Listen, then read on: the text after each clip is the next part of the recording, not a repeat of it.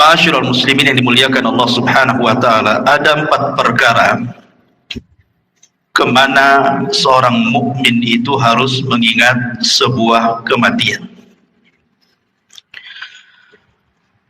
Pertama, karena mengingat kematian bisa menjauhkan kita dari maksiat kepada Allah Subhanahu wa taala.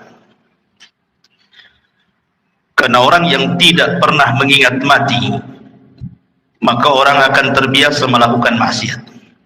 Karena dia pikir bahwa tidak ada kehidupan setelah kematian. Kemudian yang kedua, orang yang selalu mengingat kematian akan mempermudah untuk segera bertobat dan juga melakukan amal saleh. Kemudian yang ketiga, mengingat kematian adalah hal yang bisa mendatangkan rasa takut, sehingga orang tidak mungkin merasa aman dari azab kubur, dan dia akan berusaha untuk menghindarkan diri dari setiap penyebab yang akan menjerumuskan dari azab kubur. Tentu yang terakhir,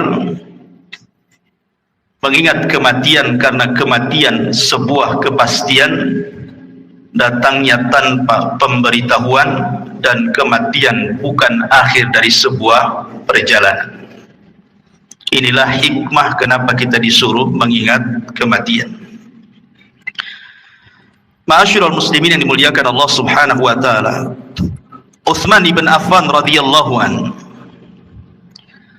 apabila berdiri di samping kuburan, maka Utsman selalu menangis. Tetapi kalau Utsman dibicarakan tentang kondisi neraka dan azabnya, maka Utsman ibn Affan biasa-biasa saja. Kemudian ditanyakan kepada Utsman ibn Affan penyebabnya. Kenapa kalau disebut atau melihat kematian dia menangis, tetapi kalau diceritakan tentang akhirat dia biasa saja? Maka jawaban Utsman ibn Affan radhiyallahu anhu mengutip sabda Nabi sallallahu alaihi wasallam. Kata Nabi sallallahu alaihi wasallam, kata Utsman, "Innal qabra awwalu manazilil akhirah. Fa in naja minhu fama ba'dahu aisaru minhu. Wa illam yanju minhu fama ba'dahu asyaddu minhu." Sesungguhnya kuburan itu, kata Utsman mengutip sabda Nabi, adalah awal tempat seseorang menuju akhirat. Kalau dia selamat di kuburan, maka setelahnya lebih mudah bagi dia.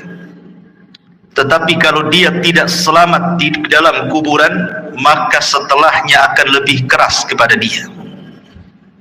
Itulah kenapa kemudian Utsman menangis saat diceritakan soal kematian. Banyak riwayat yang dicantumkan oleh Imam Ibnu Katsir ketika memberikan catatan kepada ayat yutsabbitullahu alladhina amanu bil qauli tsabit. Allah tetapkan jawaban bagi orang-orang yang beriman dengan jawaban yang mantap saat fitnah kubur.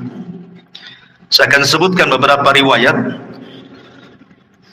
yang berkaitan dengan kematian. Pertama, riwayat daripada Bara bin Azib radhiyallahu anhu. Suatu ketika kata Bara bin Azib radhiyallahu anhu, kami keluar bersama Nabi sallallahu alaihi wasallam mengiringi jenazah seorang laki-laki dari Ansar. Maka ketika galian kubur itu sudah digali dan belum sampai kepada lahatnya, maksudnya lubang kedua dalam kuburan disebut lahat namanya, maka Nabi sallallahu alaihi wasallam kemudian duduk dan kami pun duduk, kata Bara ibn Azib radhiyallahu anhu. Kemudian kata Nabi sallallahu alaihi wasallam, "Ista'idzu billahi min adzabil qabr." Mintalah perlindungan kepada Allah dari azab kubur. Rasul sallallahu alaihi wasallam menyebutnya marrataini aw thalathan, 3 kali. Kemudian Rasul menceritakan tentang ruhnya seorang mukmin. Kata Nabi SAW, innal abda al-mu'mina idha kana finqita'i minad dunya wa ikbali minal akhirati nazala ilaihi malakun minas sama bidul wujuh ka'anna wujuhahumus syamsu. Apabila seorang hamba mukmin, kata Rasul, ketika dia hendak berpisah dari dunia dan menghadap akhirat, maka turun malaikat dari langit yang berwarna sangat putih sekali. Wajah-wajah malaikat ini sangat putih. Dan yang dimaksud malaikat di sini tentu bukan satu malaikat, bukan malakul maut saja, tidak, tetapi diiringi dengan rusulul maut namanya, pembantu-pembantu malaikat maut, berdasarkan ayat Al-Quran, tawaffathum rusuluna, kami wafatkan dengan mengutus utusan-utusan kami, menunjukkan bukan satu malaikat tetapi banyak malaikat. Tentu banyaknya malaikat ini berdasarkan tugas masing-masing. Malaikat maut itu kan hanya mencabut nyawa saja, selepas itu kemudian diserahkan kepada malaikat rahmat kalau dia seorang mukmin, atau kepada malaikat azab kalau dia orang kafir atau orang fasik. Lah tentu kondisi seperti ini, ikhwan, tidak ada yang tahu kecuali orang yang meninggal. Orang-orang yang menyaksikan di sekitarnya, orang yang sedang nazah itu, tidak ada yang tahu bahwa di situ ada malaikat. Yang tahu hanyalah orang yang sedang nazah saja. Karena sebagian para ulama ketika menjelaskan apakah orang yang meninggal dunia itu mampu melihat malaikat, sebagian ulama mengatakan ya, mereka akan melihat malakul maut, dan juga mereka akan diperlihatkan catatannya, walaupun hanya sekilas pandang saja. Catatan selama hidup dia itu dia akan diperlihatkan sekilas saja. Dan itulah kondisi-kondisi menakutkan, sehingga kenapa Rasul mengatakan saat orang seperti ini tidak boleh mengatakan kecuali kebaikan. Dan inilah doa yang paling mustajab bagi orang-orang yang hidup di sekitarnya. Minta kepada Allah agar orang ini dimudahkan kematiannya. Lah setelah itu kemudian kata Nabi SAW, ma'ahum kafanun min fanil jannati wa hanutun min hanutil jannah. Pembantu-pembantu malaikat maut ini, sebagian mereka membawa kain kafan dari sorga dan juga minyak wangi dari sorga, hatta yajlisu minhu madal basar, sampai kemudian mereka duduk sejauh mata memandang. Ma'asyiral muslimin yang dimuliakan Allah Subhanahu wa ta'ala, para ulama mengatakan bahwa ketika Allah Subhanahu wa ta'ala mengirim para malaikat untuk mencabut nyawa dan juga menyediakan peralatan-peralatan fardu kifayah seperti kain kafan dan juga wewangian, kalau dia ruhnya seorang mukmin maka akan diutus malaikat yang indah sekali dalam rangka ikraman, memuliakan jasad yang akan dicabut ruhnya itu. Jadi yang diutus itu betul-betul malaikat, bukan malaikat yang menyeramkan, tidak. Makanya Rasul mengatakan bidul wujuh, wajah mereka sangat bercahaya. Kemudian juga a'wanul malakal maut ini, pembantu-pembantu malaikat maut ini, mereka ditugaskan sebagian mereka untuk membisikkan di telinganya. Apa bisikannya? Alla takhafu wa la tahzanu wa abshiru bil jannati allati kuntum tu'adun. Kamu jangan takut, kamu jangan khawatir, karena Allah sudah janjikan kepadamu surga yang akan menantimu. Artinya bahwa kematian seorang mukmin itu sangat indah sekali, sangat indah, dan itulah yang dikehendaki seorang mukmin.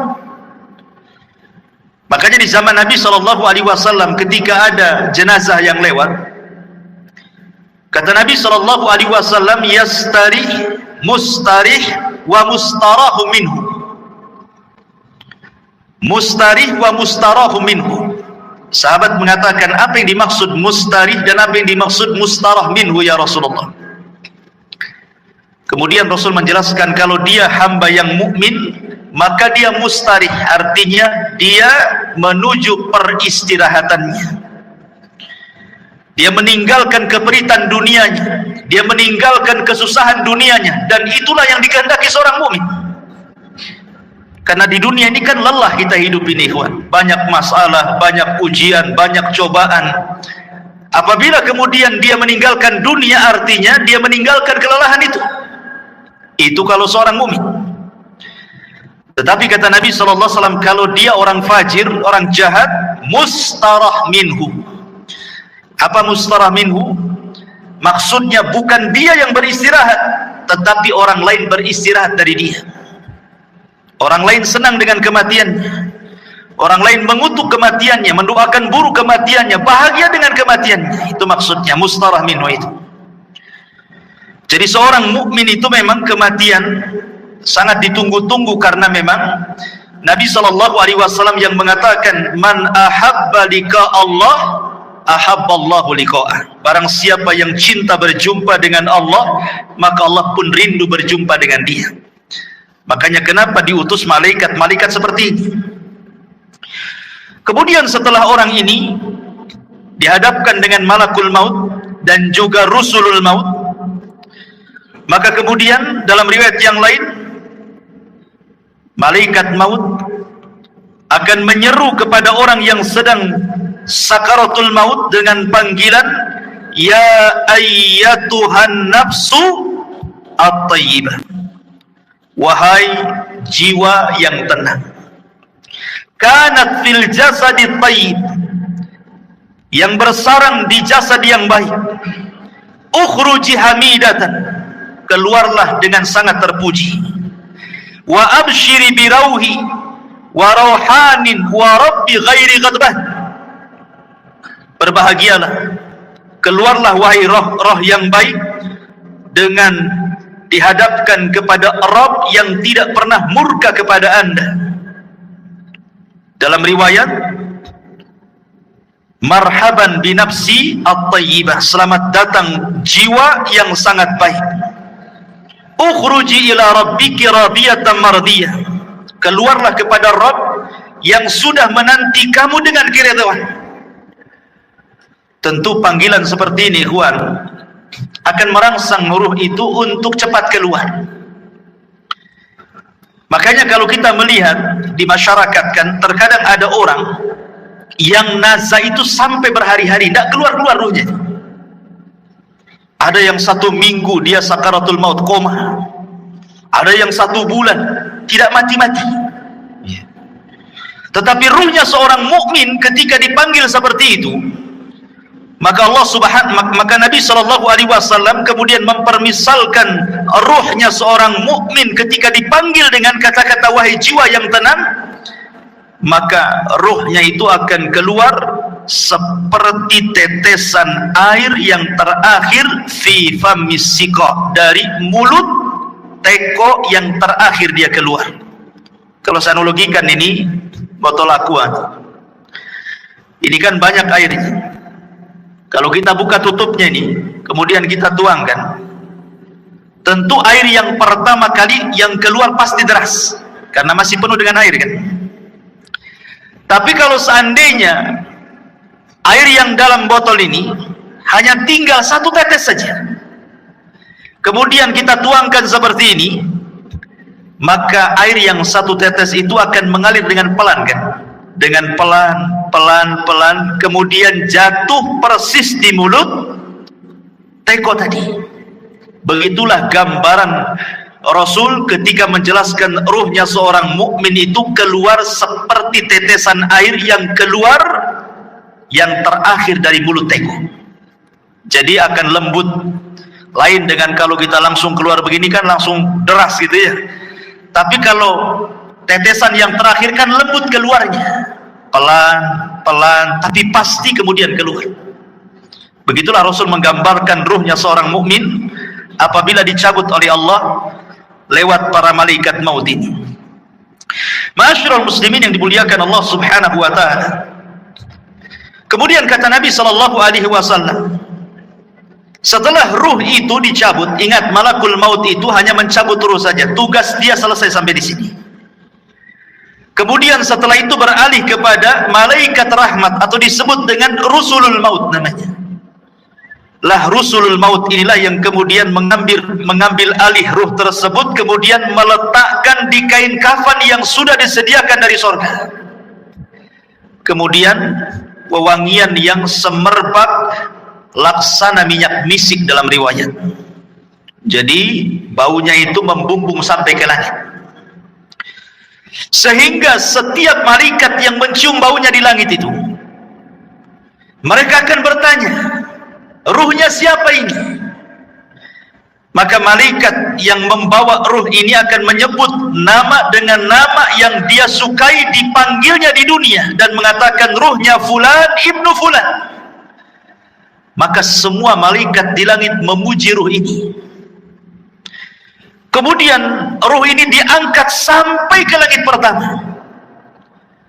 Maka kemudian penjaga pintu langit pertama membuka pintunya, kemudian naik ke langit pertama. Semua malaikat di langit pertama mendoakan ruh ini.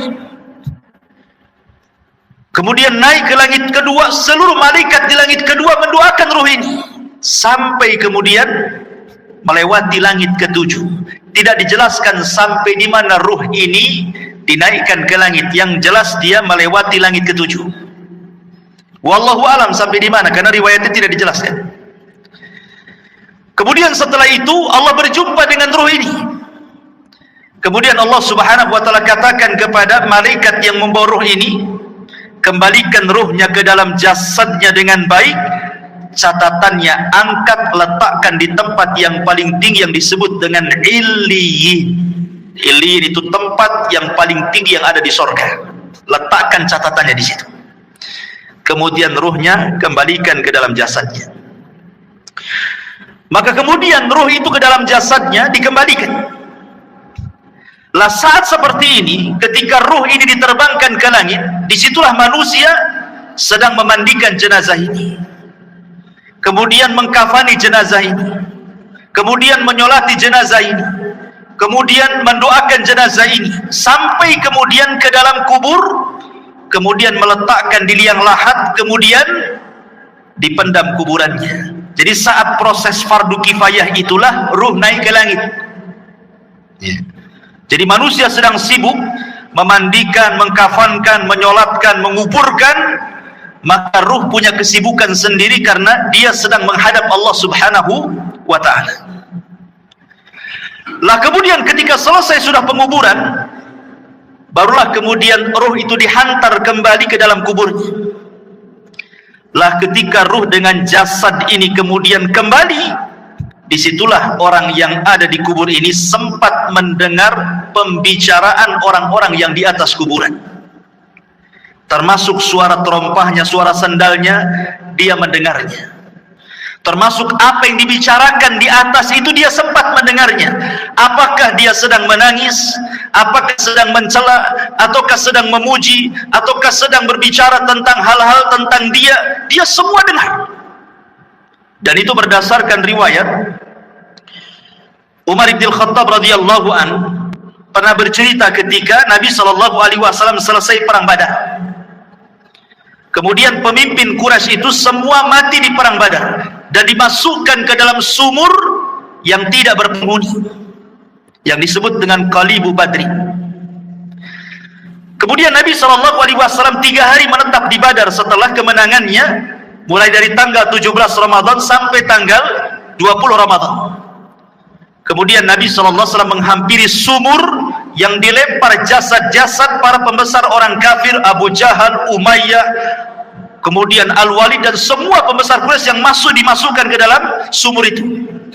Kemudian Nabi SAW mengatakan dengan menyebut satu persatu namanya, wahai Fulan, wahai Abu Jahal, wahai Uqbah, wahai Umayyah, disebutkan satu-satu tuh. Kemudian Rasul mengatakan, hal wajadtum ma wa'adakum haqqa laqad wajadna ma wa'adana rabbuna haqqan, kata Rasul. Wahai Abu Jahal dan para pembesar Quraisy yang lainnya, apakah kalian sudah mendapatkan yang kalian janjikan ketika kalian berada di dunia? Kata Nabi SAW, sungguh kami sudah mendapatkan apa yang Allah janjikan kepada kami hari ini berupa kemenangan. Umar bin Khattab radhiyallahu anhu ketika itu merasa heran kenapa Rasul berbicara dengan sumur yang di situ jasad-jasadnya pembesar orang-orang Quraisy itu. Kata Umar, ya Rasulullah, bukankah mereka sudah jadi bangkai? Mereka tidak akan mendengar ucapan. Tapi Nabi SAW mengatakan, ya Rasulullah, ketika Umar mengatakan, atukallimu amwatan, kenapa kau bicara dengan orang mati? Maka Rasul mengatakan, wallahi ya Umar, ma antum asma lima aqulu lakum. Kalian tidak lebih mendengar dibandingkan orang-orang yang ada dalam sumur ini kepada ucapanku. Artinya para pembesar Quraisy yang sudah mati, yang sudah dimasukkan ke dalam sumur itu sangat mendengar ucapan Nabi. Dari sini istinbat para ulama bahwa apabila orang masuk ke dalam kuburan, maka dia mendengar saat itu apapun yang dibicarakan orang di atas kuburan itu. Makanya pentingnya kita ini menjadi orang baik. Sebab kalau orang jahat pasti akan dibicarakan keburukan di atas kuburan, dan itu menakutkan dia dalam kuburan kan gitu. Tetapi kalau yang dibicarakanlah pujian-pujian, tentu akan menenangkan, karena tidak mungkin Allah mengumpulkan dua rasa takut, baik ketika di dunia ataukah ketika di dalam kuburan. Tidak mungkin Allah kumpulkan dua rasa takut. Kalau dia takut di dunia semasa hidupnya, maka dia akan merasa aman di kuburannya. Tapi kalau dia merasa aman di dunia, maka dia akan merasa takut di kuburannya. Lah ketika kemudian dia sempat mendengar suara-suara pembicaraan orang yang di atas kuburan, sampai yang terakhir sandal yang melangkah meninggalkannya, disitulah kemudian orang ini sempat mendengar akhir suara terompah yang meninggalkan jauh sampai di pintu gerbang kuburan. Disitulah Allah subhanahu wa ta'ala kirim amal solehnya. Dalam riwayat yang dikeluarkan atau yang diriwayatkan Abi Hurairah radhiyallahu an, tiba-tiba kemudian datanglah salat inda ra'sihi waz zakatu an yaminihi wasyamu an yasarihi wa kana fi'lul khairati min sadaqatin wassilahi wal ma'rufi wal ihsan ila nasi inda rijlaihi. Tiba-tiba ini sebelum mungkar dan nakir datang, maka amalan salat akan mendatangi dan ada di atas kepalanya. Kemudian zakat di samping kanannya, kemudian puasa di samping kirinya, kemudian perbuatan kebaikan dari sedekah, menyambung silaturahim, memerintahkan kebaikan, berbuat baik kepada manusia diletakkan di antara kedua kakinya. Karena kan posisi dia berbaring. Ya, posisi orang yang dikuburkan berbaring. Sehingga di arah kepalanya ada sholat, kemudian samping kirinya ada puasa, samping kanannya ada zakat, kemudian di sebelah kakinya ada sedekah, ada silaturahim, ada kebaikan, dan begitu seterusnya. Dan amalan-amalan ini menjelma sebagai manusia. Jadi amalan-amalan soleh itu, sholat akan menjadi manusia, kemudian zakat akan menjadi manusia, dan akan mengelilingi dia dalam kuburannya. Sehingga kemudian ketika mungkar dan nakir ini datang, kemudian hendak membentak dengan fitnah kubur, dengan pertanyaan-pertanyaan kuburannya dari arah kepalanya, maka amalan yang ada di kepalanya, amalan solatnya akan mendorongnya dan mengatakan, ma qibali madkhal, tidak ada jalan lewat sini. Kemudian yang ketika malaikat mungkar dan nakir akan bertanya dari sebelah kirinya, maka akan didorong oleh amal soleh sebelah kirinya dan mengatakan, ma qibali madkhal, tidak ada jalan kau untuk bertanya kepada orang ini. Dan begitu seterusnya. Setiap kali malaikat mungkar dan nakir bertanya ini, dari arah mana saja, maka kalian dilindungi oleh amal salehnya. Subhanallah ikhwan. Ya. Sehingga malaikat yang akan mau fitnah kubur ini kebingungan harus bertanya dari arah mana. Makanya kemudian disebutkan dalam riwayat ini, fayajlisu wa qad tamassalat lahu asy-syamsu wa qad danat lil ghurub fayuqalu lahu akhbirna amma nas'aluka fayaqulu da'uni hatta usalli. Ketika kemudian malaikat maut atau malaikat mungkar nakir hendak bertanya, tiba-tiba tidak digubris, tidak direspon oleh orang ini dan mengatakan, jangan tanya saya hendak sholat. Dia kepikiran ingin sholat. Bayangkan, ruhnya seorang mukmin yang ada dalam kubur itu masih kepikiran ingin sholat dan mengatakan, da'uni hatta usalli, jangan dulu kau tanya aku sampai aku laksanakan sholat, katanya. Padahal sudah tidak ada sholat lagi di kuburan ya. Tapi begitulah ruhnya seorang mukmin, semangat ibadahnya itu sampai dalam kuburan. Akhirnya kemudian dia pun didudukkan dengan cara baik, kemudian juga ditanya dengan cara baik masalahnya. Dalam sebuah riwayat bahwa malaikat mungkar dan nakir ini saat bertanya kepada ruhnya orang yang beriman ini, kata Nabi SAW bahwa bentuknya ini memang luar biasa, sangat menakutkan. Di mana suaranya kalbarki, suaranya malaikat mungkar dan nakir itu seperti petir, menggelegar. Kemudian juga ucapannya seperti kilat dan wajahnya sangat menakutkan. Dari sini ikhwatu fiddin, pertanyaan semudah apapun dalam kondisi takut pasti akan sulit dijawab, kan? Anda saya tanya dengan pertanyaan-pertanyaan, tetapi kemudian setelah itu saya bunuh Anda, umpamanya saya letakkan pistol di kepala, kemudian saya tanya dengan beberapa soalan. Ketika rasa takut menguasainya, soalan semudah apapun akan sulit dijawab. Akan sulit dijawab. Ini kan soalan-soalan yang ma'ruf kita dengar di dunia. Siapa Rabbu? Kita katakan Allah. Siapa Nabimu? Kita katakan Muhammad. Apa agamamu? Kita katakan Islam. Itu kan mudah. Mudah soalan ini. Tetapi dalam kondisi takut ikhwatu fiddin, walaupun soalan-soalan ini mudah dijawab, belum tentu orang bisa menjawab. Karena memang suara malaikat ini yang bertanya kepada orang ini luar biasa. Suaranya seperti kilat menggelegar, wajahnya menakutkan.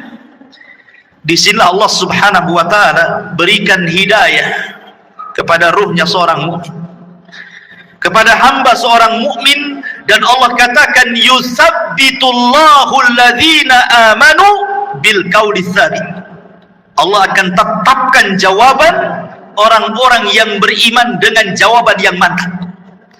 Jadi yang menjawab itu adalah ketetapan dari Allah, taufik dari Allah, bukan kita. Kan dalam kondisi takut kita tidak bisa jawab ya. Tetapi hamba yang beriman ditolong dalam kuburannya, sehingga Allah Subhanahu wa ta'ala arahkan jawabannya, sehingga setiap ditanya dia sanggup menjawab. Dan ketika dia sanggup menjawab itulah Allah Subhanahu wa ta'ala memberikan rekomendasi dari langit dan mengatakan, ang sadaqa abdi, hambaku telah benar. Ketika sudah dikatakan hambaku telah benar, mungkar dan nakir pun sudah pergi, tiba-tiba Allah katakan, bentangkan kuburannya sejauh mata memandang. Bentangkan kuburannya sejauh mata memandang. Berikan cahaya dalam kuburannya. Bukakan pintu dari sorga. Hantarkan minyak wangi dari sorga, pakaian, minuman dari sorga, suasana dari sorga, hantarkan ke dalam kuburannya. Itulah yang disebut dengan nikmatul kubur namanya. Nikmat kubur. Ma'asyiral muslimin yang dimuliakan Allah Azza wa Jalla, Aisyah radhiyallahu anha pernah menceritakan suatu ketika masuk nenek-nenek Yahudi ke rumah Aisyah radhiyallahu anha. Kemudian nenek Yahudi ini mengatakan kepada Aisyah radhiyallahu anha, inna ahlal kubur yu'adzabuna fi kuburihim. Sesungguhnya orang-orang yang dikubur itu, kata nenek Yahudi ini, mereka akan diazab dalam kuburan mereka. Kemudian Aisyah mengatakan, kadzabti, dusta kamu. Saya akan tanyakan kepada Nabi SAW. Maka setelah itu kemudian nenek Yahudi pergi, Rasul masuk ke rumah Aisyah. Kemudian Aisyah menceritakan, ya Rasulullah, tadi ada nenek Yahudi mengatakan bahwa sesungguhnya orang yang ada di kubur itu akan diazab. Apa pendapatmu? Kata Rasulullah SAW, kadzabat, dia sudah berdusta. Tiba-tiba kemudian wahyu turun, memberitahu dan membenarkan ucapan orang Yahudi atau nenek Yahudi itu. Kemudian kata Nabi SAW, ya. Kemudian Rasul mengatakan, inna hadhil ummah tubtala fi kuburihim. Telah benar ucapan nenek Yahudi itu, karena setiap umat itu akan diuji dalam kuburannya. Maksudnya akan diuji dalam kuburannya, akan diberikan fitnah yang sangat menakutkan. Disinilah Nabi SAW mengatakan bahwa kuburan itu awal tempat seseorang menuju akhirat. Lihat, bayangkan, fitnah kubur ini kan menyeramkan, ikhwan, di mana suara malaikat menggelegar seperti petir, kemudian lisannya seperti kilat, wajahnya menakutkan. Apakah kita sanggup melewati fitnah kubur ini? Makanya saking dahsyatnya fitnah kubur ini, sampai-sampai Nabi SAW memberikan irsyad kepada kita, setiap kita sholat sebelum salam, kita berlindung dari azab kubur. Apa kata Nabi SAW? Allahumma inni a'udzubika min azabi jahannam wa min azabil qabri. Tidak cukup wa min azabil qabri, wa min fitnatil mahya wal mamat. Dari fitnah kehidupan dan kematian. Fitnah kematian artinya fitnah kubur. Karena sangat mengkhawatirkan. Makanya wajar kalau seandainya Nabi SAW memerintahkan para sahabat saat kemudian menguburkan jenazah, disuruh minta dua perkara. Dan ini sunnah bagi antum yang mengantarkan jenazah ke kuburan. Ini jadi sunnah. Setiap antum mengantarkan jenazah ke kuburan, kemudian menguburkannya dan selesai penguburan, dua doa yang disunnahkan oleh Rasul sebelum antum pulang. Pertama, istaghfiru li akhi. Mintalah kepada Allah ampunan akan dosa saudara kita yang ada di kuburan ini. Yang kedua, minta kepada Allah ketetapan supaya dia sanggup menjawab. Itu saja. Itu sunnah dua, jangan pernah ditinggalkan. Jangan kita hantarkan mayat ke kuburan, setelah dikuburkan kita pulang. Enggak begitu sunnahnya. Tetapi selesai penguburan jangan pulang dulu. Kita dekati kuburan, kemudian kita kepal beberapa tanah kalau kita tidak ikut menguburkan, kemudian kita letakkan di atas kuburannya, kemudian kita katakan, ya Allah ampuni orang ini, ya Allah tetapkan jawaban orang ini, kemudian pulang. Itu sunnahnya, ya. Ma'asyiral muslimin yang dimuliakan Allah Subhanahu wa taala. Kembali kepada hadis Nabi SAW. Kemudian Nabi SAW mengatakan, adapun ruhnya orang fajir, orang jahat, orang kafir, orang fasik, maka kemudian malaikat maut ini akan menyerukan dengan kalimat-kalimat yang sangat menakutkan saat kematiannya. Dia mengatakan, ya ayyatuhan nafsul khabithah, kanat fil jasadil khabithi, ukhruji zamimatan wa abshiri bihamimin wa ghassab. Subhanallah. Malaikat maut mengatakan, wahai ruh yang jahat, yang hinggap di jasad yang jelek, keluarlah secara tercela dan habarkanlah dengan neraka yang menyala-nyala dan juga dengan nanah penduduk neraka. Coba bayangkan panggilannya, wahai jiwa yang buruk, yang bersarang di jasad yang buruk, keluarlah secara tercela dan habar gembirakan dengan neraka yang menyala-nyala dan darah dan nanah penduduk neraka yang sudah menunggunya. Keluar kamu. Ini panggilan menyeramkan, ikhwan. Makanya kenapa kemudian ruhnya orang-orang yang tidak beriman itu tidak mau keluar? sehingga terkadang nazak berhari-hari, berminggu-minggu, berbulan-bulan tidak mau keluar dia tersiksa itu dengan ruh yang ada dalam badannya, sampai-sampai Nabi SAW ke pisau yang berbentuk bengkok, mungkin bahasa kitanya seperti cerulit, ya, ada pisau berbentuk bengkok seperti ini, kemudian dihadapkan dengan kambing wol, yang belum dicukur itu. Lihat kambing wol itu kan banyak tuh rambutnya tuh, kalau belum dicukur itu ya.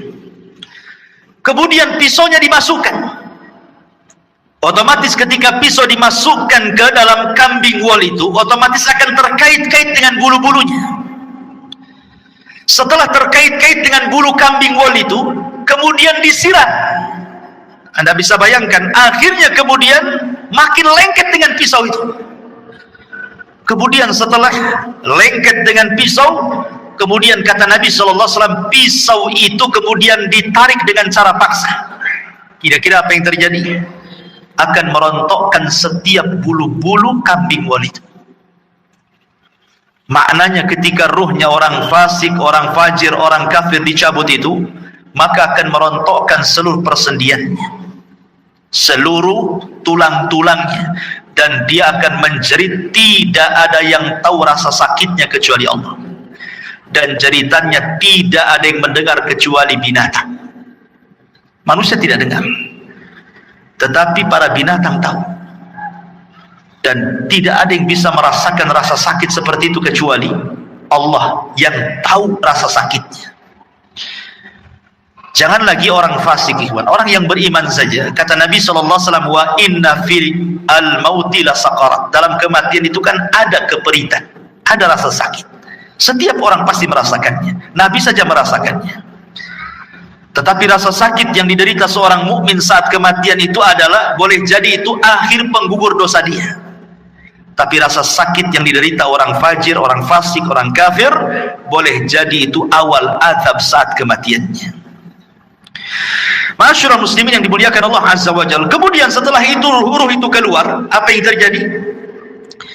Kata Nabi SAW, maka dia sudah disediakan kain kafan dari neraka. Kain kafan dari neraka itu, artinya ini bukan kain kafan biasa, kain kafan yang penuh dengan api, dengan bau busuk penduduk neraka yang melambung ke langit. Ketika para malaikat itu mencium baunya, semua membencinya, semua mengutuk dan melaknatnya. Ini ruhnya siapa? Bau sekali. Tidak ada yang memuji ruh ini. Sehingga ketika betul-betul Rusulul Maut ini mengangkat ruh itu dalam kain kafan di neraka sampai membumbung ke langit, apa yang terjadi? Tidak ada satupun pintu langit yang mau dibuka. Lihat bahasa Al-Quran. Allah Subhanahu wa ta'ala mengatakan dalam surah Al-A'raf ayat 40, la tufattahu lahum abwabus sama wa la yadkhuluna al-jannah hatta yalijal jamalu fi sammil khiyam. Pintu-pintu langit tidak ada yang dibuka, satupun. Bahkan mereka tidak akan masuk ke dalam sorga sampai ada cerita unta masuk ke lubang jarum. Bagaimana mungkin unta yang sangat besar masuk ke lubang jarum? Lubang jarum itu kecil, unta itu besar. Artinya bahwa selubang jarum pun pintu langit itu tidak akan dibuka, dan dia tidak akan menembus walaupun hanya langit pertama. Kemudian setelah itu Allah Subhanahu wa ta'ala hanya berfirman kepada ruh yang jelek ini dan mengatakan, letakkan catatannya fi sijin. Sijin ini tempat di bawah dasar bumi. Kenapa tidak diletakkan di lapisan bumi pertama, kedua, ketiga sampai ketujuh? Sebagian ulama mengatakan bumi menolak catatan amalnya. Bumi saja menolak. Di mana lapisan bumi pertama menolak untuk diletakkan catatannya, kemudian turun lagi ke lapisan kedua menolak juga, lapisan ketiga menolak juga, sampai lapisan bumi yang terakhir menolak juga. Ketika kemudian ditolak, akhirnya diletakkan di mana catatan itu? Di sijin, ya, di dasar bumi yang paling dalam. La haula wala quwata illa billah. Kemudian kata Allah Subhanahu wa taala dalam Al-Qur'an, "Wa man yusyrik billahi faka'annama kharra minas sama' fatakhtafuhu at-tayru aw tahwi bihi ar-rih fi makanin sakhih." Maka ruhnya akan dijatuhkan, tidak dihantar malaikat, sehingga ruh itu seperti terbang yang disambar burung ataupun dihempaskan dengan angin, sehingga ketika ruh ini kembali ke dalam jasadnya seperti orang yang jatuh dari ketinggian. Begitulah rasanya. Anda bisa bayangkan, Anda jatuh dari atas ketinggian 20-30 meter saja, rasanya luar biasa sakit. Itulah yang akan dirasakan oleh ruhnya orang jahat ketika dilempar dari langit kemudian menyatu lagi dengan jasadnya. Apa yang terjadi ketika itu? Kalau dia memang amalan solehnya mungkin kurang, dia sholat tapi mungkin jarang-jarang, atau mungkin sholatnya asal-asalan, datang itu amalan-amalan sholat dia, atau mungkin amalan-amalan yang lainnya, tetapi sosoknya menjadi orang lemah, tidak bisa kemudian menolak malaikat mungkar dan nakir yang akan menghajar dengan pertanyaannya, tidak sanggup menolak. Lain kalau dia seorang yang beriman, maka amal solehnya akan menolak dia, ya, sehingga akan sulit kemudian mungkar dan nakir mendekatinya. Tetapi kalau dia amal solehnya mungkin ringan saja, dia sholat kadang tidak, dia akan datang amal-amal yang lainnya, tetapi tidak bisa melindunginya, sehingga dengan mudah mungkar dan nakir itu dalam kondisi sudul wujuh, kata Rasul, sangat buruk sekali wajahnya, hitam kelap, kemudian membentak dengan suara petir, dengan suara kilat, menakutkan, sehingga ketika ditanya, man rabbuk, siapa Rabbmu, wa man nabiyuk, siapa nabimu, wa ma dinuk, apa agamamu, pertanyaan ini ringan, tapi karena ketakutan yang bersangatan, dia pun tidak bisa menjawab dan mengatakan, wallahi la adri aqulu kama qala an-nas wa fa'altu kama fa'ala an-nas. Aku tidak tahu. Aku mendengar, ya pernah mendengar apa yang diucapkan manusia seperti itu. Dia tidak bisa menjawab. Ya. Ketika dia tidak bisa menjawab berkali-kali, apa yang terjadi? Maka Allah Subhanahu wa taala akan mengirim penyeru dari langit dan mengatakan, "An-kadzaba 'abdi, hambaku telah berdusta." Subhanallah. Disebutkan dalam riwayat, "Tsumma yuqayyadu lahu a'ma, asam, akma, abka." Didatangkan kepadanya orang yang buta, orang yang tuli, orang yang bisu, wa fiyadihi mirzabatun, di tangannya ada gada yang sangat besar, lau dzuriba biha jabalun lakana turaba, kalau palu itu dipukulkan di bukit atau gunung itu hancur jadi tanah. Dan itu dipukulkan setiap kali dia tidak bisa menjawab. Tidak bisa menjawab, dipukul. Tidak bisa menjawab, dipukul. Yang kalau dipukulkan, lau dzuriba biha jabalun, kata Rasul, kalau pukulan itu diletakkan di gunung batu, lakana turaba, gunung itu akan menjadi turab, tanah, hancur berantakan. Bagaimana kalau dipukulkan kepada manusia? Mengerikan, ikhwatul fiddin yang dimuliakan Allah Azza wa Jalla.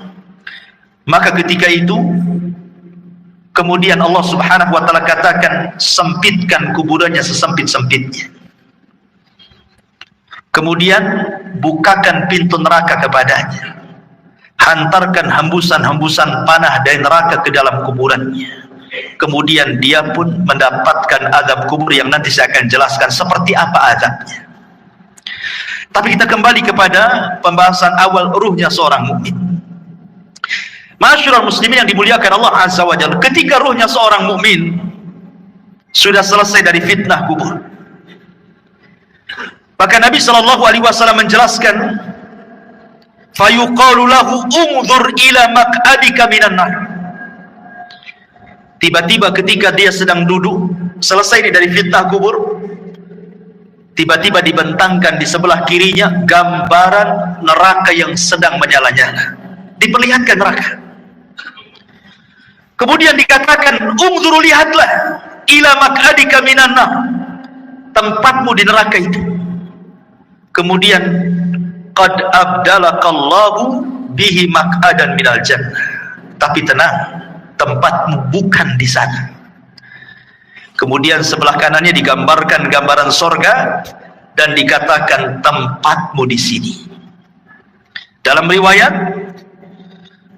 maka kemudian malaikat ini mengatakan, lihatlah tempat dudukmu di neraka in asaita, kalau engkau bermaksiat, itulah tempat dudukmu.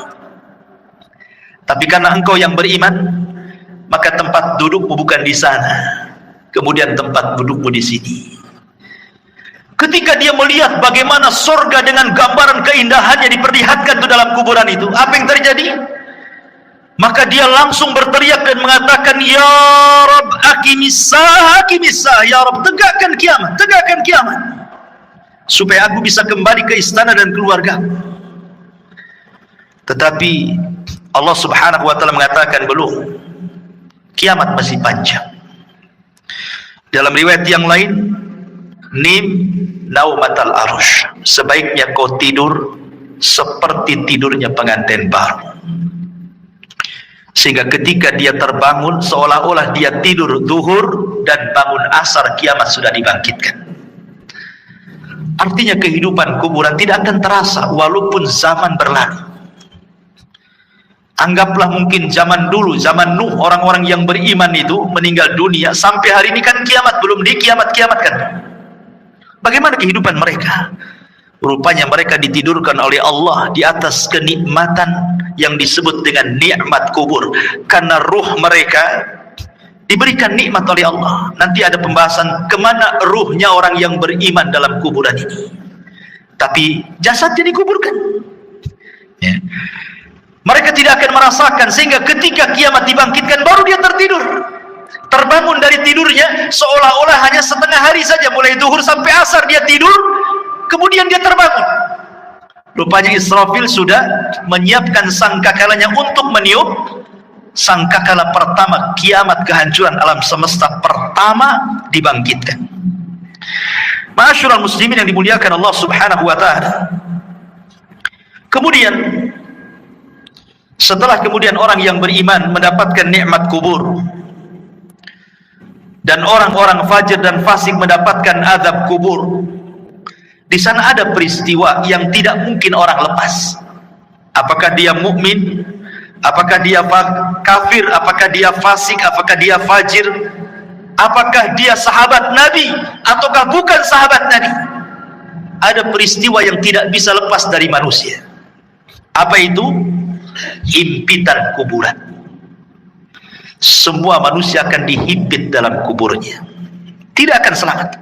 Mau bayi sekalipun yang belum punya dosa tetap akan dapat himpitan kuburan. Bahkan sahabat Nabi sekelas Sa'ad ibn Mu'adz, yang satu kabilah Aus masuk Islam karena dia. Kemudian saat kematiannya 70.000 malaikat tidak pernah turun dari langit, turun pula ke bumi untuk ikut memandikan jenazahnya. Tapi Rasul mengatakan, kalau ada orang yang selamat dari himpitan kubur, Sa'adlah orangnya. Tapi Sa'ad pun tidak selamat. Bayangkan, himpitan kubur tidak akan menyelamatkan siapapun, mau sahabat Nabi atau bukan sahabat Nabi, mau orang yang beriman atau orang kafir, semua akan merasakan himpitan kuburan ini. Tapi sebagian para ulama membahas, tentu akan ada perbedaan himpitan bagi orang yang beriman dengan himpitan bagi orang kafir atau fasik. Sebagian ulama mengatakan, adapun himpitan bagi orang yang beriman itu seperti ibu memeluk anaknya. Rasa kasih sayang seorang ibu kepada anaknya, seperti itulah bumi ketika menghimpit, laksana seorang ibu memeluk anaknya. Karena kita ini dari tanah dan akan kembali kepada tanah, jadi tanah itu seperti ibu bagi kita. Sehingga ketika himpitan tanah itu menghimpit setiap jasad orang yang beriman, maka tidak akan merasakan rasa sakit sedikit pun, karena itu bentuk sayang seorang ibu kepada anak.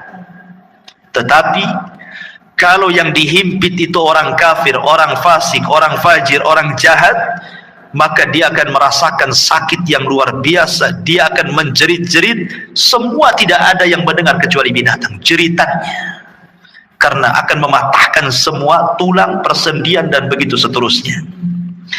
Ma'asyiral muslimin yang dimuliakan Allah Azza wa Jalla, inilah sekilas gambaran ruhnya orang mukmin, fasik, fajir, fasik, munafik dan begitu seterusnya saat kematian. Kita masuk pada pembahasan yang kedua tentang macam-macam azab kubur. Ma'asyiral muslimin yang dimuliakan Allah Azza wa Jalla, azab kubur itu adalah sebuah hal yang wajib kita imani. Syekhul Islam Ibn Taimiyah rahimahullah ta'ala mengatakan, waqad tawataratil akhbar an Rasulillah sallallahu alaihi wasallam fi thubuti adabil qabri. Kabar-kabar tentang azab kubur, kata Syekhul Islam Ibn Taimiyah, derajatnya sampai tingkat mutawatir. Jangan sampai diingkari, karena riwayatnya mutawatir. Artinya mutawatir itu banyak sekali riwayatnya. Dan dikatakan oleh Al-Imam Al-Munawi, azabul qabri haqqun, azab kubur itu sebuah hak adanya. Dan Imam Ghazali mengatakan, man angkarahu fahuwa mubtadi'un, siapa yang mengingkari azab kubur maka dia adalah ahli bid'ah. Dan Imam Suyuti mengatakan, azabul qabri huwa azabul barzakh, azab kubur adalah azab barzakh. Udhifa ilal qabri li'annahul ghalib. Kenapa disebut kubur? Karena memang umumnya orang dikubur, tapi sebenarnya ini disebut dengan barzah. Barzah itu artinya penghalang tembok antara kehidupan dunia dengan kuburan. Makanya tidak akan bisa orang itu mengintip kehidupan kuburan. Kenapa? Karena ada barzah, tembok yang menghalangi antara kita dengan mereka. Walaupun Anda pasang CCTV sekalipun, kita letakkan CCTV dalam kuburannya, maka kita tidak akan mampu melihat mungkar, nakir, peristiwa apapun yang ada di kuburannya. Ingat, karena ada barzah tadi. Barzah itu penghalang antara kehidupan kita di atas bumi dengan kehidupan di bawah bumi.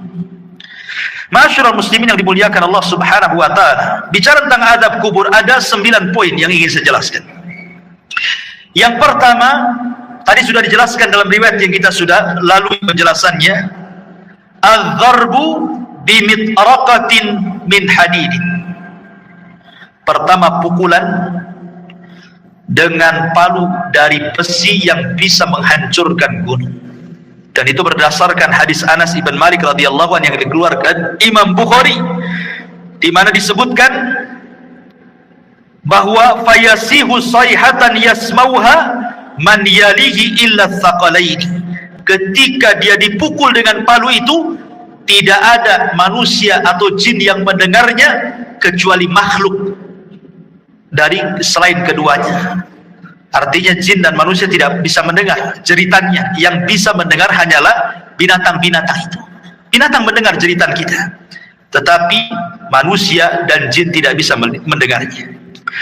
Kemudian yang kedua, yufrashu lahu qabruhu naran wa yulbasu naran wa yuftahu lahu babu ila an-nar wa yudayyaku alaihi qabruhu wa yudrabu bimitraqatin adimatin law dhuriba biha jabalun la sara turaba wa yubashshiru bil adzabi fil akhirah. Kemudian yang kedua, azab kubur itu terkadang dalam bentuk dihamparkan tikar dari neraka, dipakaikan pakaian dari neraka, dibukakan pintu dari neraka, disempitkan kuburannya, diletakkan palu yang bisa menghancurkan gunung, dan ditakut-takuti dengan azab akhirat. Bayangkan orang yang di kuburan, sebagian mereka dibentangkan tikar dari neraka, dipakaikan pakaian dari neraka lagi, dibukakan pintu dari neraka lagi, disempitkan lagi kuburannya. Subhanallah. Ini azab kubur yang kedua. Gambaran azab kubur yang kedua bisa dibaca dalam hadis yang dikeluarkan Imam Ahmad, Abi Dawud dari hadis Bara bin Azib. Kemudian yang ketiga, al-khasfu fil ardi. Terkadang dibuat gempa dalam kuburan. Yang merasakan orang yang dikubur saja tuh. Kita di atas bumi tidak ada gempa, tapi yang ada di kubur itu merasa digempakan, seolah-olah dia kemudian bumi itu digempa-gempakan dan dia merasakan seperti itu. Dan ini berdasarkan hadis Ibnu Umar radhiyallahu anhuma yang dikeluarkan Imam Bukhari dan Muslim. Kemudian yang keempat, syakku janibai al-fammi ila qafa. Terkadang datang malaikat yang menakutkan, kemudian membawa celurit yang sangat tajam, kemudian dimasukkan ke mulutnya, kemudian diiris sampai ke tengkuknya. Jadi tarik, dimasukkan pisau itu ke mulutnya, kemudian ditarik sampai ke tengkuknya. Naudzubillah. Atau terkadang radkhur ra'si bil hijarah. Ada malaikat yang membawa batu besar, kemudian orang itu dibaringkan, kemudian dibentur-benturkan kepalanya. Kalau hancur nih, dikembalikan lagi kepalanya menjadi bentuk baru, dihancurkan kembali, dan begitu seterusnya. Terkadang al-harqu fi tannuri minan nar, disediakan satu mangkok, satu bejana yang sangat besar, isinya air yang mendidih dari api neraka, kemudian digorengkan di dalamnya. Atau terkadang as-sibahatu fi nahri min damin ma'a dharbi bil hijarah. Tiba-tiba kemudian dia dihadapkan dengan sungai, semuanya bentuk darah. Kemudian dia diletakkan di tengah-tengah sungai darah itu. Kemudian dia akan berenang, tidak bisa ke pinggir, karena setiap ke pinggir maka akan dipukulkan batu yang sangat besar ke mulutnya, sehingga dia akan berputar-putar sampai mati hidup lagi, dan begitu seterusnya. Dan 4 poin ini berdasarkan hadis Bukhari yang dikeluarkan atau yang diriwayatkan oleh Samurah ibn Jundab radhiyallahu anhu. Kemudian yang nomor 8, ishti'alul malil masuk minal ghanaim ala sahibi. Kalau dia dahulunya di dunia suka mencuri ghanimah, harta rampasan perang yang belum dibagi, maka harta itu akan didatangkan dan akan menyala-nyala seperti api yang sangat besar dan menyambar-nyambar dirinya. Atau yang terkadang, yang terakhir yang nomor 9, wa ma'ahadal adab al-hissi hunaka aidan adabul ma'nawi. Ini kan adab hissi, adab badannya, tapi di sana juga adab, ada yang disebut azabun ma'nawi, azab secara makna, dengan ditakut-takutinya dia dengan neraka. Jadi dibentangkan gambaran di neraka, nanti kamu akan masuk ke situ, nanti akan masuk ke situ, dan dia akan merasa takut yang luar biasa. Ini padahal baru azabul adnaya, adab yang rendah. Adab yang besar itu nanti di neraka. Ini 9 gambaran tentang azab kubur. Adapun azab kubur sendiri, ikhwan, itu terbagi menjadi 2. Ada azab kubur itu yang azabun daim la yanqati'u ila qiyamis sa'ah. Azabnya terus sampai kiamat dibangkitkan, enggak terputus. Dan yang kedua, ada azab kubur itu tidak terus tetapi terputus. Seperti apa gambarannya? Yang pertama, azab kubur yang tidak terputus sampai kiamat adalah azab kubur bagi orang kafir dan bagi orang munafik, dan itu disebutkan dalam surah Ghafir ayat 46. Adapun azab yang terputus adalah azabnya usatul muwahhidin. Mungkin di dunia dia ahli tauhid, orang yang beriman, tetapi terjerumus kepada kemaksiatan. Dia sholat tapi masih berzina, dia sholat masih berdusta, dia sholat mungkin riba, dan begitu seterusnya. Jadi dia masih berbuat baik, beribadah, tapi satu sisi dia bermaksiat, ya. Maka orang-orang yang seperti ini tidak terus menerus sampai kiamat. Akan tetapi orang yang seperti ini akan terputus azabnya dengan rahmat Allah subhanahu wa ta'ala. Jadi akan terputus dengan rahmat Allah subhanahu wa ta'ala. Itu berdasarkan hadis Abdullah ibn Umar radhiyallahu anhuma. Nabi mengatakan, inna ahadakum idza mata urida alaihi maq'aduhu bil ghadati wal ashi, in kana min ahlil jannah famin ahlil jannah, wa in kana min ahlin nar famin ahlin nar, yuqalu hadza maq'aduka hatta yab'atsaka Allahu ilaihi yaumal qiyamah. Kata Nabi SAW, sungguhnya salah seorang di antara kalian apabila mati, maka akan ditampakkan tempat duduknya siang dan malam. Kalau dia termasuk penduduk sorga, maka dia akan menjadi penduduk sorga. Kalau dia termasuk penduduk neraka, maka selamanya dia akan diazab sampai kiamat dibangkitkan. Artinya kalau orang beriman, ya akan diazab, tetapi ada akhirnya, terputus. Mungkin dengan rahmat dan kasih sayang Allah subhanahu wa ta'ala. Tapi kalau dia orang kafir, orang munafik, maka tidak akan terputus. Kemudian pembahasan yang keempat, tentang apa penyebab azab kubur. Penyebab azab kubur yang paling dominan adalah an-namimah, orang yang suka mengadu domba. Wa adamu tanazzuh minal baul, dan tidak perhatian dengan kebersihan hadas. Dia kencing sembarang. Kan banyak tuh orang yang kencing-kencing sembarang, ya, tidak cebok gitu ya, tidak jelas ceboknya. Dan ini berdasarkan hadis Nabi SAW dari Abdullah ibn Abbas radhiyallahu anhuma. Jadi Nabi SAW ketika itu lewat di dua kuburan, dua-duanya sedang diazab. Kemudian Rasul mengambil pelepah kurma, kemudian dibelah dua, kemudian ditancapkan di dua kuburan. Kemudian Rasul mengatakan, mudah-mudahan dengan dua pelepah kurma yang belum kering ini bisa meringankan azabnya. Kemudian sahabat mengatakan, kenapa orang itu diazab wahai Rasul? Kata Rasul, yang satu karena dia namimah, suka mengadu domba.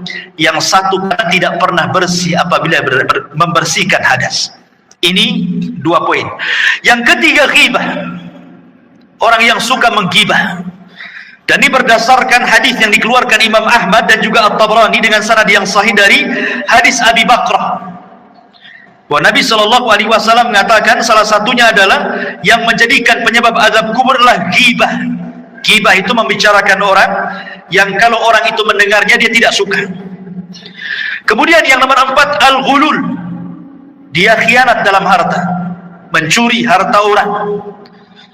Kemudian juga yang nomor 5, hajrul Qur'anil Karim wa rafduh. Dia tidak suka dengan Quran.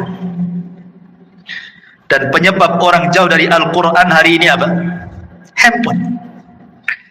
Yang menyebabkan orang jauh dari Quran itu HP atau handphone. Subhanallah, gara-gara handphone, Quran itu tidak pernah disentuh lagi. Alasannya sudah ada aplikasi Al-Quran di dalam handphone. Saya nggak yakin.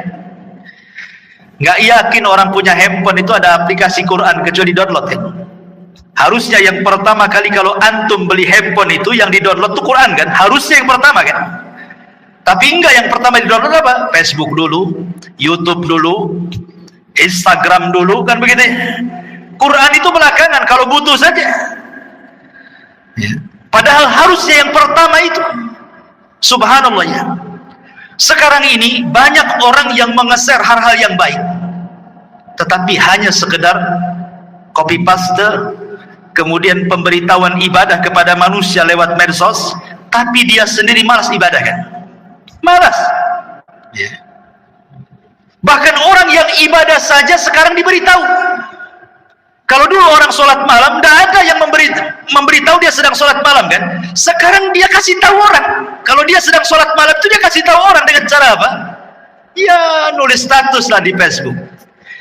Ya mudah-mudahan ada yang bangun jam sekian. Maksudnya itu ingin ngasih tahu bahwa dia bangun. Cuman ngasih tahu saja.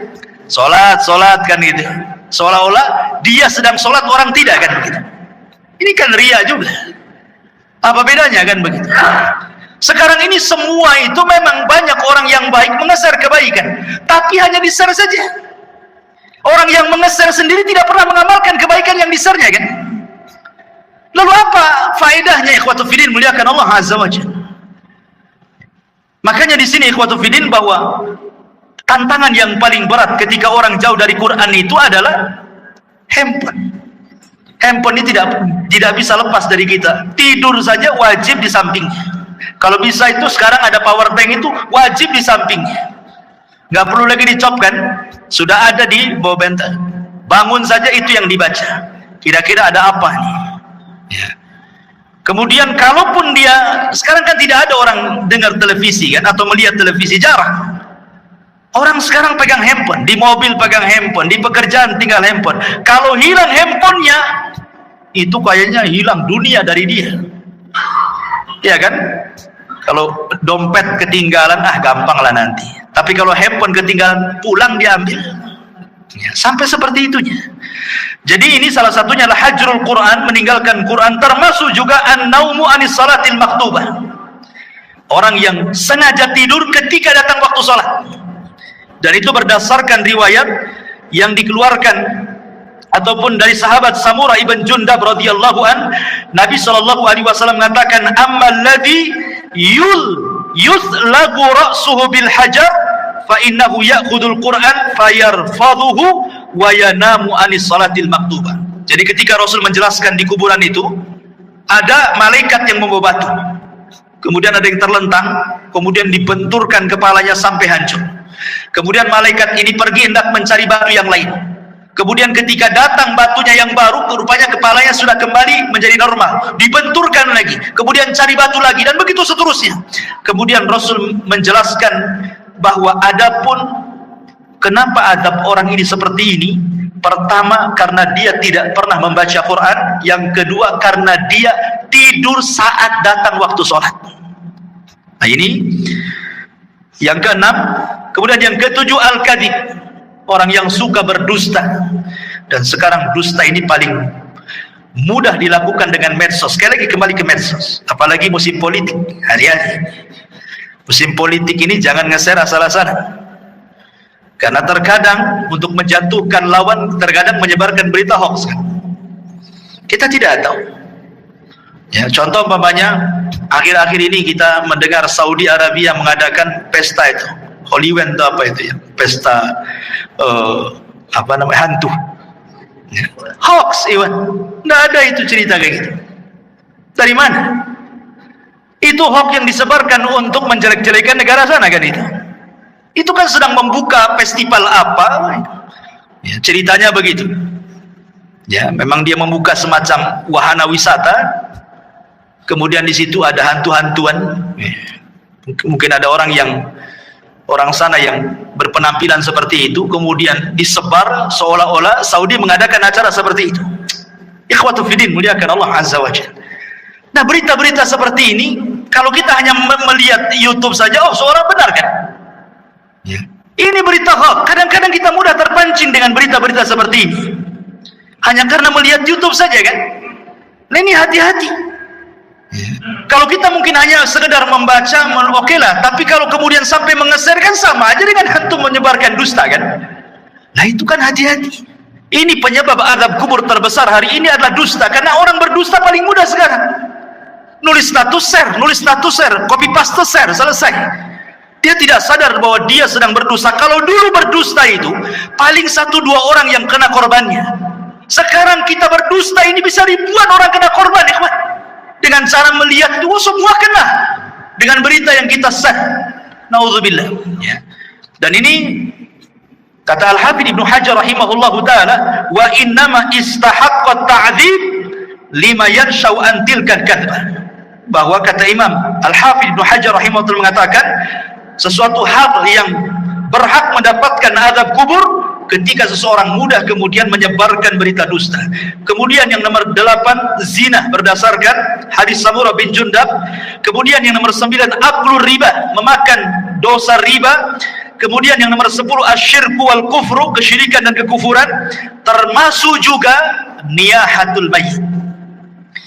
Niyahatul mayit itu maksudnya orang yang hidup, ketika ada yang meninggal orang yang dicintainya, dia pun meraung-raung, menjerit-jerit seolah-olah menolak takdir Allah. Ya, seolah-olah menolak takdir Allah. Ini bahaya karena membuat orang yang meninggal itu diazab. Kata Nabi SAW, yu'adzabul mayyitu bibukai ahlihi ahlihi. Bahwa mayit akan diazab dengan tangisan orang yang hidup kepadanya. Makanya antum wajib, laki-laki yang menggunakan akalnya, kalau ada keluarga yang meninggal, nasihati. Biasanya wanita-wanita yang suka niyahannya, ya, nasihati mereka, jangan menangis. Apa? Sebab dengan tangisan orang hidup itu menjadikan si mayat diazab masalahnya. Nah, ini juga termasuk daripada azab kubur. Dan banyak sekali. Kemudian secara singkat amal-amal yang bisa menyelamatkan dari azab kubur. Pertama, perbanyak baca surah Al-Mulku. Tabarakalladzi biyadihil mulku wa huwa ala kulli syai'in qadir. Perbanyak baca surat Al-Mulk. Kemudian yang kedua, perbanyak amal saleh. Kemudian yang ketiga, berdoalah agar kita diwafatkan di hari Jumat. Berdoa kepada Allah agar kita diwafatkan di hari Jumat, dan kita bersabar saat ditimpa sakit. Kalau seandainya kita sabar saat sakit kemudian meninggal, boleh jadi itu husnul khotimah. Karena saat-saat orang sakit itu biasanya setan lebih dekat dibandingkan saat dia sembuh. Ingat, orang sakit itu lebih dekat dengan setan dibandingkan dengan Allah. Karena biasanya kalau orang sakit, ikhwan, apalagi kalau sudah bertahun, itu biasanya mudah putus asa. Terkadang di antara mereka lah sudah lebih mati saja daripada nyusahkan orang hidup, ya. Atau terkadang menolak takdir, kenapa saya terus yang sakit, kenapa kok gak disembuh-sembuhkan, kemudian bayangannya macam-macam, akhirnya malas ibadah, ya. Kemudian juga istiqomah, dan istiqomah ini berat, ya, tetapi inilah yang bisa menyelamatkan dari azab kubur. Kemudian juga al-mautu bimurabitan fi sabilillah, kematian saat menjaga perbatasan saat jihad. Kemudian juga yang paling penting berdoa kepada Allah Subhanahu wa taala dan senantiasa mengamalkan ketakwaan kepada Allah, dan yang paling penting lagi menjauhi sebab-sebab azab kubur yang tadi saya sebutkan tadi, ya, dusta, namimah, dan begitu seterusnya. Tapi pembahasan yang terakhir bicara tentang ruh. Kemana ruh saat manusia sudah selesai pertanyaan mungkar dan nakir, artinya selesai fitnah kubur, berarti masuk ke nikmat dan azab kubur, kan itu. Kemana ruh ini saat nikmat ataupun azab kubur?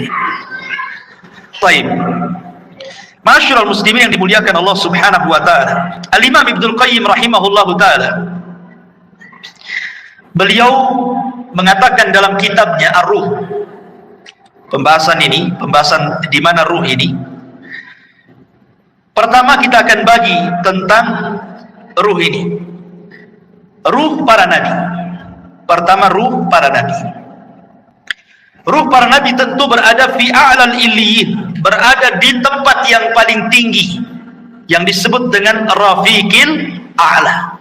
Karena Nabi SAW ketika meninggal dunia, kemudian malaikat maut mengatakan kepada Nabi dua pilihan, apakah engkau mau hidup terus di dunia dengan kegemilangan, kemenangan yang sudah diraih, ataukah mau menyusul teman-temannya di tempat yang paling tinggi di sorga? Maka Rasul mengatakan, Allahumma ila rafiqil a'la, saya memilih ke tempat yang paling tinggi di sorga. Jadi ruhnya para nabi berada di rafiqil a'la. Kemudian yang kedua, arwahus syuhada, ruhnya para syuhada, orang-orang yang mati syahid. Allah Subhanahu wa taala mengatakan dalam surah Al-Imran ayat 169, wala tahsabanna alladziina qutilu fi sabilillahi amwatan bal ahya 'inda rabbihim yurzaqun. Jangan kau sangka orang yang mati di jalan Allah itu mati, tidak, mereka hidup. Mereka mendapatkan rezeki di sisi Allah Subhanahu wa taala. Abdullah bin Mas'ud radhiyallahu anhu ketika bertanya tentang ayat ini kepada Nabi sallallahu alaihi wasallam, di mana ruhnya para syuhada? Maka Rasul mengatakan, arwahuhum fi ajwafi tairin hadarin laha qanadilun mu'allaqatun bil arsy. Jadi ruhnya para syuhada berada di kendil-kendil, dibawa oleh ketiak burung sorga, kemudian diletakkan digantungkan di arsy Allah Subhanahu wa taala. Jadi ruhnya para syuhada berada di kendil-kendil yang dibawa terbang oleh burung-burung, kemudian digantungkan di bawah arsy. Ini ruhnya para syuhada. Kemudian yang ketiga, arwahul mu'minin salihin, ruhnya orang-orang yang beriman yang saleh. Maka takunu tuyuran ta'alluqus syajaril jannah, maka ruhnya orang-orang yang beriman yang soleh, mereka akan digantungkan di pohon-pohon sorga. Mereka akan digantungkan di pohon-pohon sorga. Adapun yang keempat, arwahul usad, ruhnya orang-orang yang ahli maksiat. Dia orang Islam tapi ahli maksiat, berzina, berdusta, berjudi, dan begitu seterusnya. Dia orang Islam tapi usad ahli maksiat. Maka dijelaskan bahwa mereka tetap ditahan dalam kuburannya, karena mereka tidak bisa keluar dari kuburannya dan mereka merasakan azab kubur. Mereka tidak bisa keluar dari kuburan. Kemudian juga yang nomor 5, Imam Ibnul Qayyim rahimahullah ta'ala mengatakan, masih membahas tentang usad, maksudnya orang yang ahli maksiat. Minhum man yakunu mahbusan ala babil jannah, kama fi haditsil akhar, ra'aitu sahibakum mahbusan ala babil jannah. Adapun orang-orang yang beriman, yang ahli maksiat, kemudian maksiatnya sudah selesai diadab. Kan tadi saya katakan bahwa orang yang beriman yang ahli maksiat kan adab kubur tidak terus, tapi terputus karena rahmat Allah Azza wa Jalla. Lah sebagian ruhnya itu diletakkan di halaman pintu sorga. Ya, di halaman pintu sorga kata Imam Ibnul Qayyim rahimahullahu ta'ala. Kemudian yang keenam, ruhnya orang-orang kafir. Tentu ruhnya orang-orang kafir, mereka diadab dan tidak bisa keluar dari kuburan, dan mereka akan bolak-balik masuk neraka. Tetapi sekali lagi ikhwatu fiddin muliakan Allah Azza wa Jalla, keterangan para ulama seperti ini tidak bisa kita katakan dengan jazm, dengan tegas, karena soal ruh itu kan tidak ada yang tahu kecuali. Makanya Al-Imam Ibnul Qayyim rahimahullahu ta'ala ketika Al-Imam Ibnu Utsaimin rahimahullahu ta'ala ketika ditanya tentang ruh ini, maka beliau mengatakan ruh itu urusan Allah Subhanahu wa ta'ala, dan ini adalah perkara gaib, kita tidak bisa menetapkan kecuali dengan dalil. Ini kan hanya ijtihad para ulama saja seperti ini. Tetapi hakikatnya ruh di kuburan itu di mana? Wallahu a'lam. Hanya Allah Subhanahu wa ta'ala yang tahu dengan kondisi ruhnya, apakah mereka orang-orang yang beriman ataukah mereka orang-orang kafir. Adapun ada riwayat yang maudhu yang disebutkan oleh sebagian ulama seperti ruhnya orang kafir berada di sumur Barhut, diletakkan di sumur Barhut. Sumur Barhut itu yang ada di Hadrul Maut Yaman. Di situ ada sumur, antum bisa klik saja atau di YouTube sumur Barhut. Itu sumur menakutkan yang ada di Yaman. Ya. Sampai hari ini para ilmuwan berusaha meneliti itu. Ya, sumurnya besar. Jadi ada yang mengatakan bahwa orang-orang kafir diletakkan di sumur itu. Ya, adapun ruhnya orang-orang yang beriman tentu fil iliyyin, tetapi sekali lagi ini riwayatnya lemah gitu ya, bahkan tidak berdasar. Tapi oleh sebagian ulama ada yang menyebutkan seperti perkataan Imam Barbahari rahimahullah dalam kitabnya Syarhu Sunnah. Apakah anak-anak kecil yang meninggal dunia seperti bayi-bayi ataupun anak-anak yang belum balik, apabila mereka meninggal dunia, apakah mereka akan merindukan orang tuanya sebagaimana orang tua merindukan anaknya? Karena banyak di antara orang-orang tua yang kehilangan anak mereka, terkadang di antara mereka sampai melamun. Apabila turun hujan, dia terpikir macam mana anaknya pula dalam kubur itu, jangan-jangan kehujanan. Apabila panas, jangan-jangan kepanasan.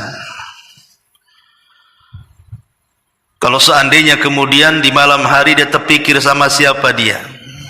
Banyak orang-orang tua yang apabila bayinya meninggal atau anak kecil meninggal, itu bayangannya ke sana. Ma'asyiral muslimin yang dimuliakan Allah Azza wa Jalla, baik kita akan jabarkan tentang kondisi bayi-bayi ini.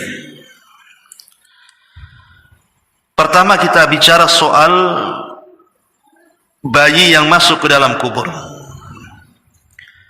Apakah mereka akan ditanya, layaknya juga orang-orang dewasa ditanya oleh malaikat Munkar dan Nakir? Apakah mereka juga akan mendapatkan himpitan kuburan sebagaimana juga umumnya manusia mendapatkan himpitan kuburan? Dan banyak persoalan yang kita akan bahas nantinya. Ma'asyiral muslimin yang dimuliakan Allah Subhanahu wa ta'ala, kita tahu bahwa peristiwa dalam kubur itu ada 4, dan itu yang disepakati berdasarkan nas dalil-dalil yang sahih. Pertama, himpitan kuburan atau disebut dengan dogtatul qabri.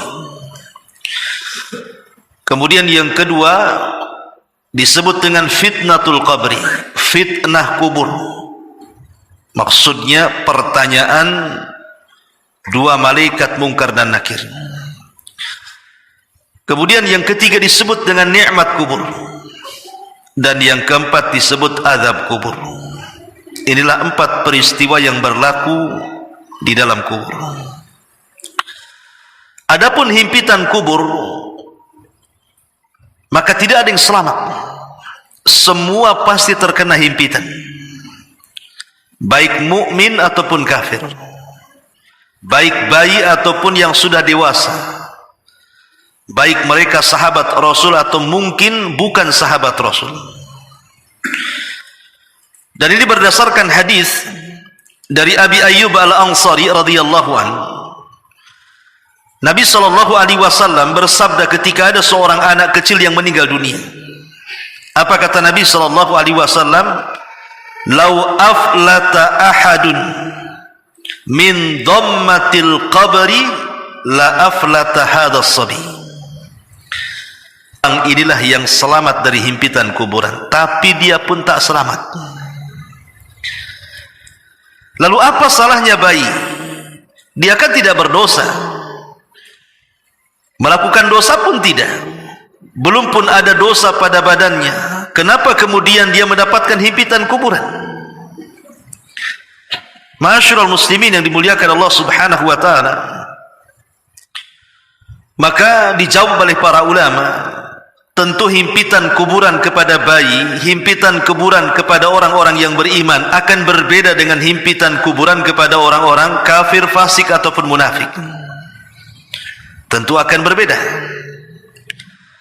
Yang dimaksud himpitan kuburan kepada bayi ataupun kepada orang-orang yang beriman itu, maksudnya adalah rangkulan tanah kepada bayi tersebut layaknya seorang ibu yang merangkul anaknya.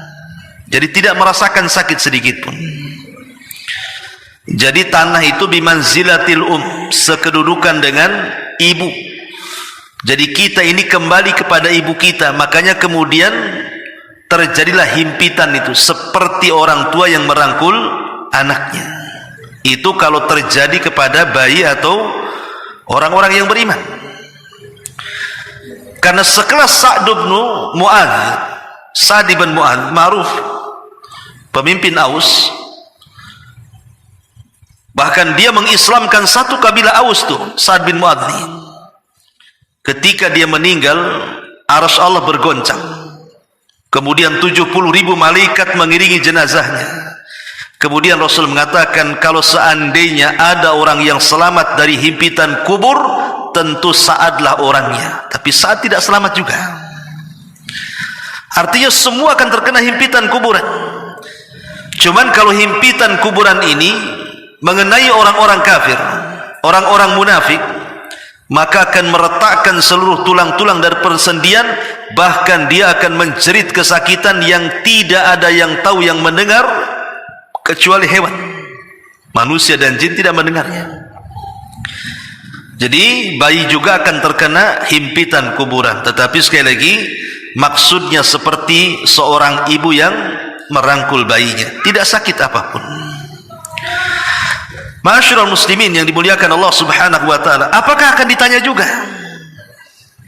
Setelah kita sepakat bahwa bayi juga terkena himpitan kuburan, pertanyaan berikutnya, apakah bayi juga akan mendapatkan pertanyaan sama dengan orang-orang dewasa? Man rabbuka, siapa Rabb? Wa man nabiyuka, siapa nabimu? Wa madinuka, apa agama? Apakah 3 soalan ini berlaku? Maka dijelaskan oleh para ulama, zahirul ahadits annahu yas'al atau yus'al mukallafuna faqat. Zahir hadis, yang ditanya itu adalah orang-orang yang mukallaf saja. Artinya orang-orang yang sudah mendapatkan taklif hukum, orang-orang baligh, ya. Amma tiflu ma alaihi syai'un. Apa salahnya tifl, anak kecil? Tidak akan ditanya, ya. Ma'asyiral muslimin yang dimuliakan Allah Subhanahu wa taala. Tetapi kata para ulama, kalau melihat zahir daripada hadis Nabi sallallahu alaihi wasallam, maka setiap mayat yang masuk ke dalam kuburan itu akan ditanya 3 soalan. Pertama Rabbnya, yang kedua dinnya, agamanya, dan yang ketiga nabinya. Dan ulama mengatakan ini khusus bagi yang sudah terkena taklif saja, artinya sudah balik kan. Adapun bayi, maka tidak ada yang ditanya.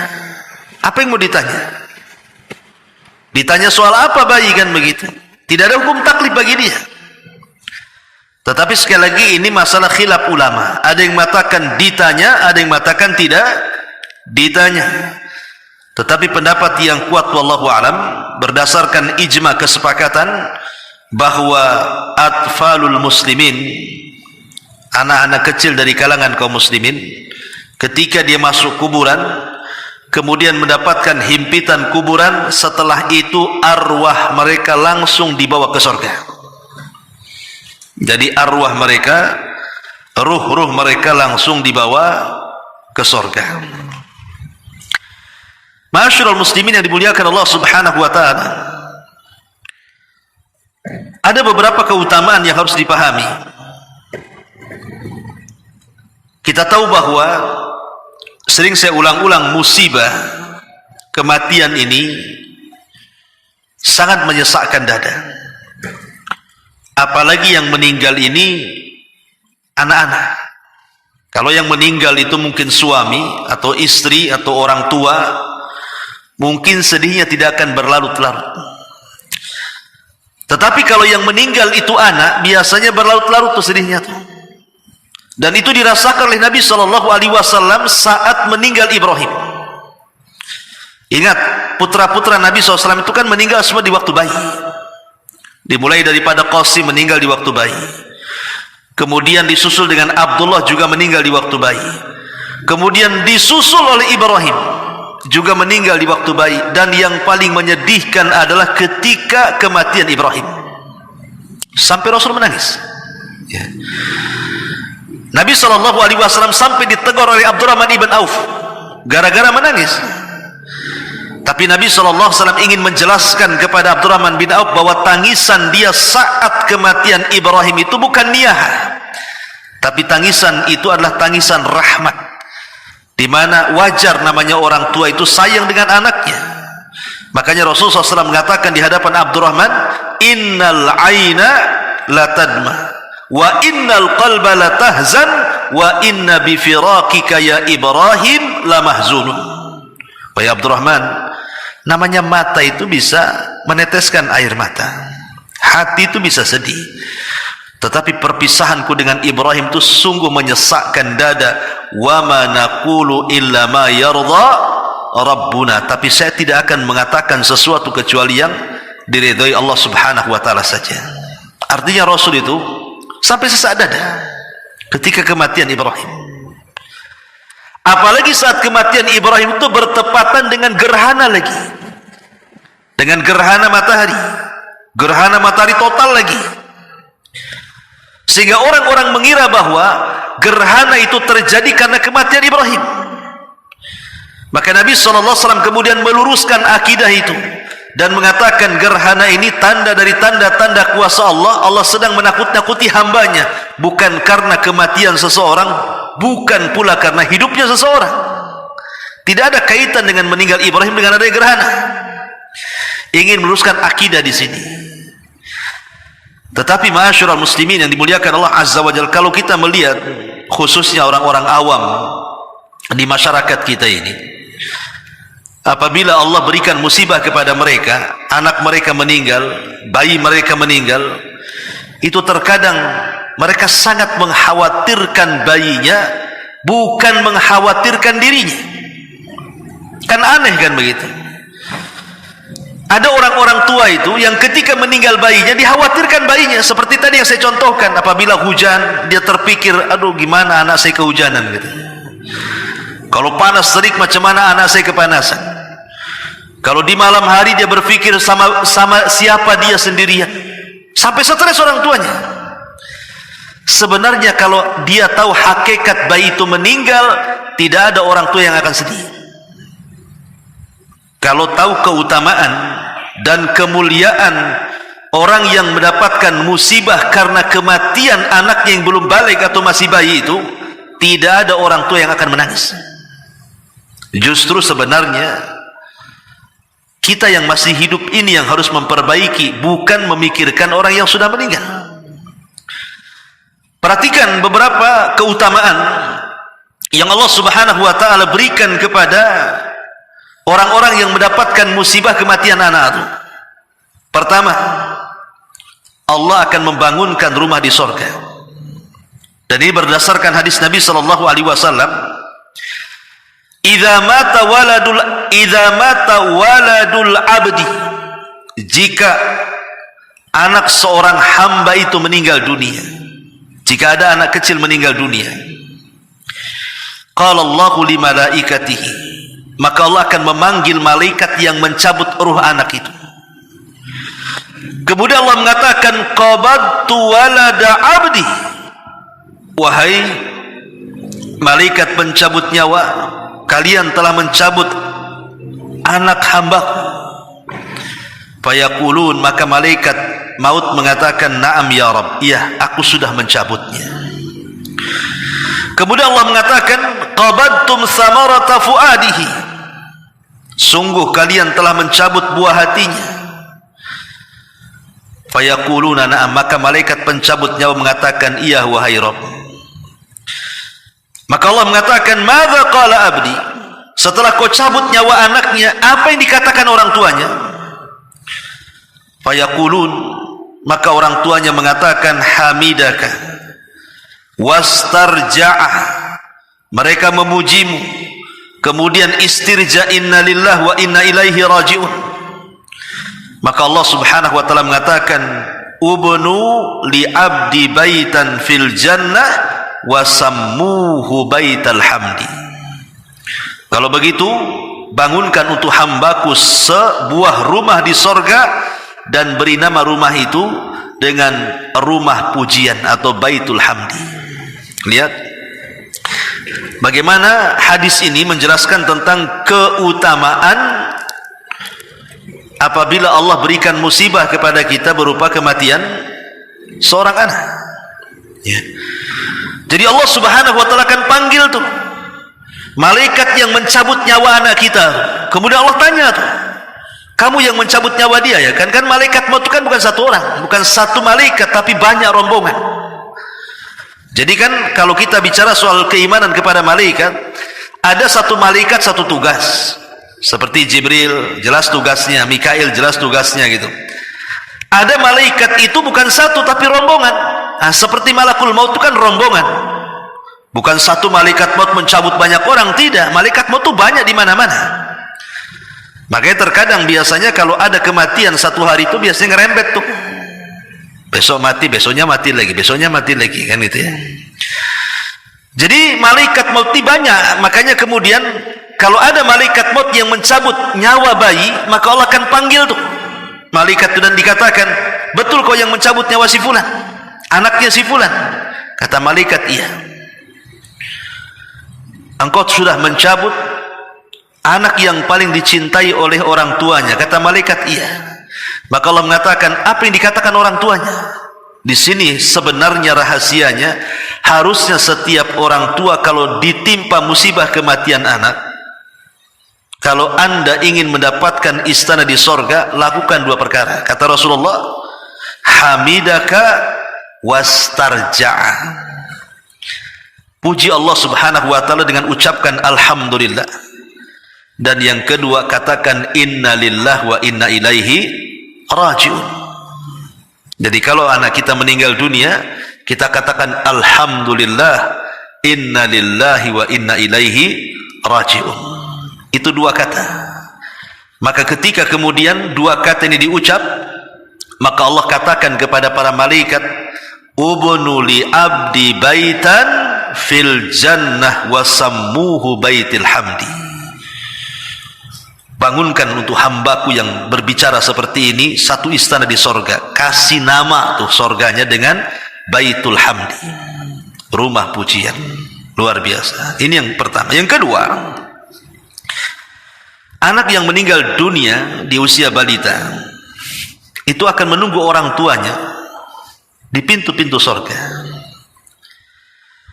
Karena ingat bahwa saya katakan tadi di awal, setelah mendapatkan himpitan kuburan bayi-bayi itu, maka ruh mereka langsung ke surga. Dan mereka akan bermain-main di taman surga bersama Nabiullah Ibrahim alaihi salatu wassalam. Dan itu yang dilihat Rasul dalam peristiwa Mi'raj. Ibrahim dikelilingi anak-anak kan. Ya. Jadi yang kedua adalah anak yang meninggal di usia balita itu betul-betul akan menunggu orang tuanya di pintu surga. Dan itu berdasarkan riwayat Imam An-Nasai yang disahihkan oleh Syalbani rahimahullah ta'ala. Kata Nabi SAW, anna rajulan atan Nabiya sallallahu alaihi wasallam, inna rajulan atan Nabiya sallallahu alaihi wasallam wa ma'ahu ibnun lahu. Seseorang menemui Rasul dengan membawa anaknya. Beliau bertanya kepadanya, faqala lahu atuhibbuhu, kau suka dengan anakmu ni? Qala, maka orang tua mengatakan, ahabbakallah kama ahabbahu ya Rasulullah, kiranya Allah mencintaimu sebagaimana aku mencintainya. Ya jelas Rasul, ini anakku, ya jelas aku cintalah kan gitu. Ditanya kau mencintainya. Pemanya antum bawa anak kecil, saya katakan antum suka anakmu, ya jelas lah, namanya anak sendiri. Ya. Tiba-tiba selang beberapa hari, orang ini yang biasa datang ke majelis Rasul bawa anaknya, tiba-tiba tidak hadir lagi lama. Jadi Nabi SAW kemudian mencari-cari mana yang selalu bawa anak yang hadir di majelis taklim itu. Kok enggak hadir lagi? Maka dihabarkan, famata fafaqadahu, kemudian anaknya meninggal. Maka Nabi SAW kehilangan orang ini di majelis taklimnya. Fasa'ala anhu, maka dia pun bertanya, faqala ma yasurruka alla ta'tiya baban min abwabil jannah illa wajadtahu indahu yas'a yaftahu laka. Ketika Nabi SAW melihat orang itu murung karena anaknya meninggal, sedih murung anaknya meninggal, maka Nabi mencoba menghibur dan mengatakan kepada orang tuanya ini, tidakkah engkau ingin mendatangi pintu surga? Tidakkah engkau ingin mendatangi pintu surga kecuali telah engkau dapatkan anakmu akan membukakan pintu itu untukmu. Jadi Nabi SAW menghabar gembirakan kepada setiap orang tua yang meninggal anaknya sebelum balik. Pertama, kalau dia sabar mengharap pahala Allah, kemudian dia istirja dan memuji Allah Subhanahu wa ta'ala, maka anak ini yang akan menyeret orang tuanya dimasukkan ke dalam surga. Artinya menjadi syafaat bagi orang tuanya. Lalu apa yang disedihkan kalau begitu? Ya.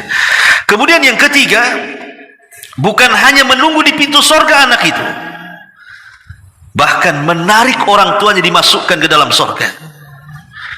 Dan ini berdasarkan hadis Nabi SAW dari Abi Hassan. Dia mengatakan, aku berkata kepada Abu Hurairah radhiyallahu an, innahu qad mata li ibnan, wahai Abu Hurairah, bahwa dua orang anakku telah meninggal dunia.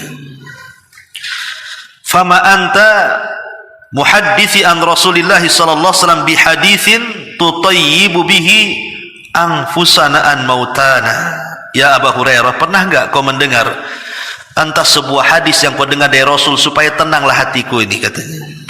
Masalahnya dua-duanya meninggal. Jadi dia meminta fatwa kepada Abu Hurairah. Boleh jadi mungkin Abu Hurairah pernah mendengar hadis Nabi tentang keutamaan orang yang ditinggal meninggal anaknya itu. Qala, maka Abu Hurairah mengatakan, iya, na'am.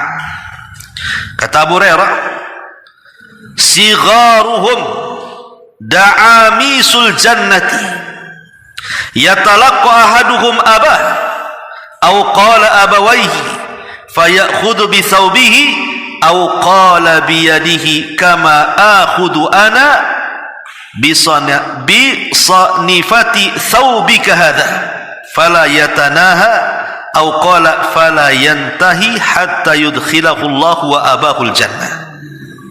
Kata Abu Hurairah radhiyallahu anhu, dia mengatakan, ya,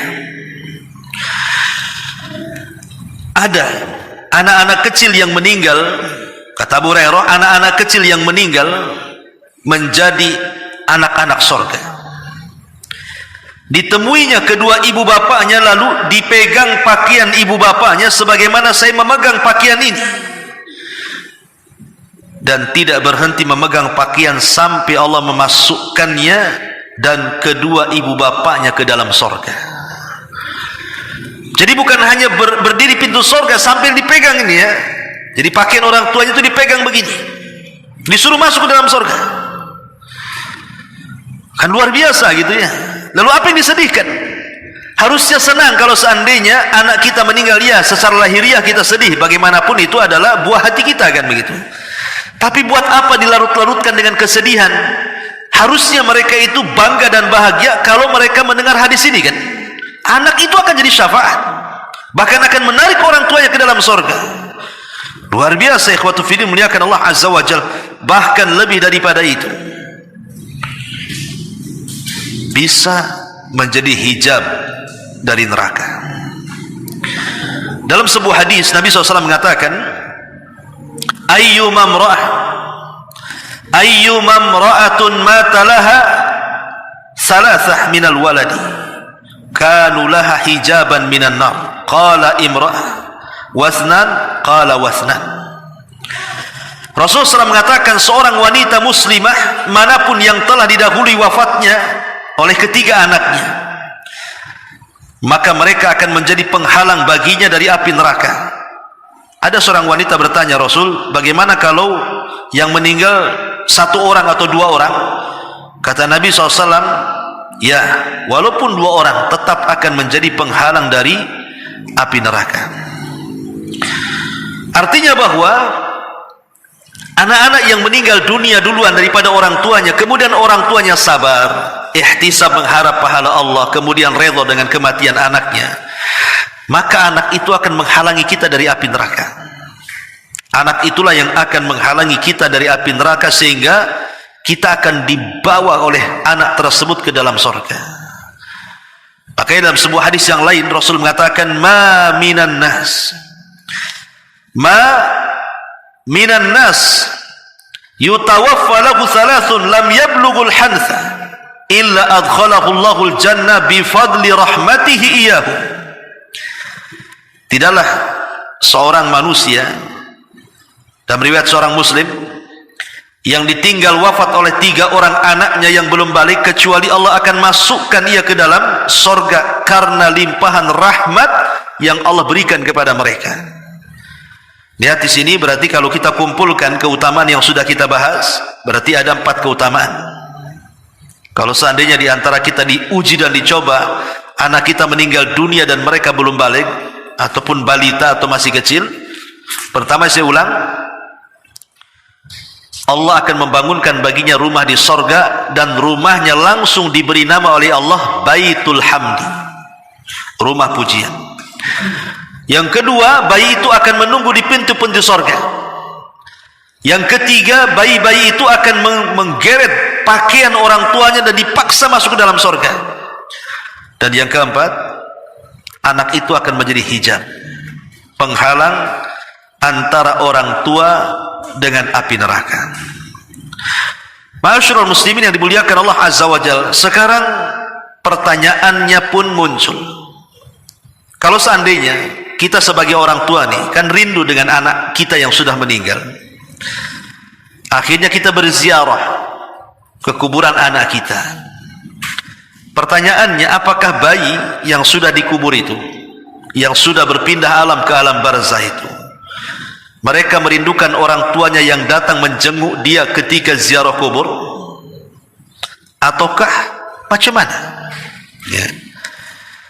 Ma'asyiral muslimin yang dimuliakan Allah Azza wa Jalla, bicara soal apakah penduduk kubur itu rindu dengan orang yang berziarah, sudah saya jelaskan berkali-kali di sini, ini perkara gaib, tidak bisa ditetapkan kecuali dengan dalil.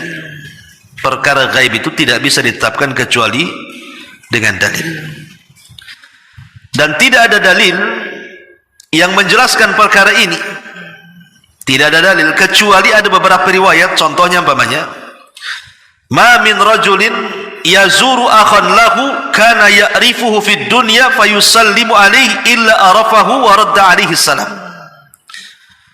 Tidaklah seseorang yang berziarah mengunjungi saudaranya yang sudah meninggal, yang ia kenal selama di dunia, kemudian dia mengucapkan salam, kecuali pasti akan mengenali dan akan mengucapkan salam kepadanya.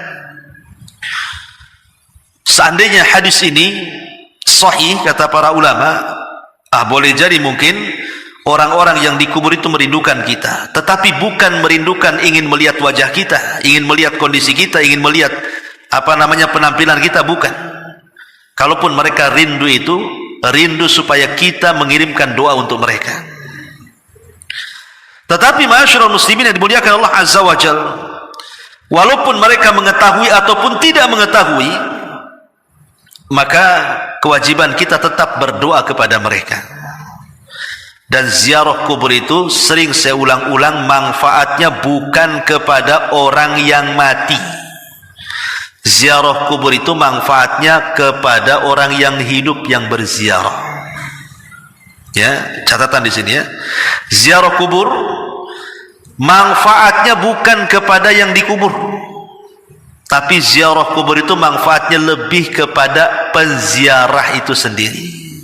Kata Nabi SAW, kuntu nahaitukum an ziyaratil kubur fazuruha fa innaha tudzakirukumul akhirah. Dulu aku larang kalian ziarah kubur, sekarang ku perintahkan silahkan, karena ziarah kubur itu bisa mengingatkan akhirat. Berarti kalimat bisa mengingatkan akhirat dari sini manfaatnya untuk siapa? Untuk yang berziarah. Adapun yang diziarahi orang-orang yang sudah meninggal, adapun yang diziarah orang-orang yang sudah meninggal, manfaat mereka itu kalau kita kirim doa. Kalau kita mengirim doa, itulah baru manfaat. Atau kalau kita sedekah untuk mereka, baru bermanfaat. Ya. Ma'asyiral muslimin yang dimuliakan Allah Azza wa Jalla, wallahu alam, apakah kemudian anak itu akan merindukan orang tuanya atau tidak? Yang jelas ini perkara gaib. Memang khilaf ulama, ada yang mengatakan ya merasakan, ada yang mengatakan tidak. Yang jelas bahwa wallahu alam, kewajiban kita ziarah kubur cukup mengucapkan salam, berdoa untuk mereka dengan doa yang diajarkan Nabi SAW. Tapi yang jelas bahwa anak yang balik itu ketika mereka masuk ke dalam kubur, direct ruhnya dimasukkan ke dalam surga. Dan apabila kemudian orang tuanya meninggal dunia, maka orang tuanya juga akan berjumpa dengan mereka. Kalau sama-sama beriman, orang tuanya beriman, maka anaknya akan menunggu di pintu surga dan tidak rela kalau orang tuanya masuk neraka, dan pasti akan menggeretnya dimasukkan ke dalam surga, sebagaimana riwayat yang sudah saya jelaskan di atas tadi. Ma'asyiral muslimin yang dimuliakan Allah Subhanahu wa taala, tetapi di sini ada kewajiban yang perlu dipahami. Pertama, hendaklah sabar. Allah Subhanahu wa taala mengatakan, wa basyiri as-sabirin alladzina idza asabatkum musibatun qalu inna lillahi wa inna ilaihi raji'un ulaika alaihim salawatu mir rabbihim wa rahmah wa ulaika humul muhtadun. Dan sampaikanlah kabar gembira kepada orang-orang yang sabar, orang-orang yang apabila ditimpa musibah mereka berkata inna lillahi wa inna ilaihi raji'un. Mereka itulah yang memperoleh ampunan dan rahmat dari Tuhannya, dan mereka itulah orang-orang yang mendapatkan petunjuk. Artinya kalau kita mendapatkan musibah apa saja termasuk kematian, maka kewajiban kita adalah bersabar. Karena terkadang ma'asyiral muslimin yang dimuliakan Allah Azza wa Jal, ketika Allah Subhanahu wa taala mewafatkan salah satu dari anak kita atau mungkin semua anak kita, tentu Allah Subhanahu wa taala hendak mengangkat derajat kita, kan? Kita tidak tahu. Kalau Allah memberikan musibah seperti itu, tentu Allah punya maksud. Kenapa enggak anak orang lain saja? Kenapa anak saya yang meninggal? Berarti Allah Subhanahu wa taala hendak memberikan derajat sebenarnya kepada kita. Kalau dia paham. Kalau dia paham sebenarnya Allah Subhanahu wa taala sedang mengangkat derajat dia lewat anak yang meninggal. Makanya ada seorang ulama salaf namanya Urwah ibn Zubair. Dia punya penyakit di kakinya, semacam gula lah, diabetes mungkin di zaman sekarang, harus diamputasi. Lah ketika itu kan tidak ada obat bius ya, di zaman itu mana ada obat bius? Kalau sekarang iyalah diamputasi ya di obat bius, kecuali mungkin anak-anak Palestina ya. Oh subhanallah ya, saya lihat ada satu video itu anak Palestina tuh, dia dipotong kakinya itu tidak pakai obat bius, sampai menjerit-jerit anak itu karena kurangnya alat-alat kesehatan kepada mereka. Itu rata-rata mereka dioperasi tanpa obat bius. Kita bisa bayangkan macam mana anak Palestina itu.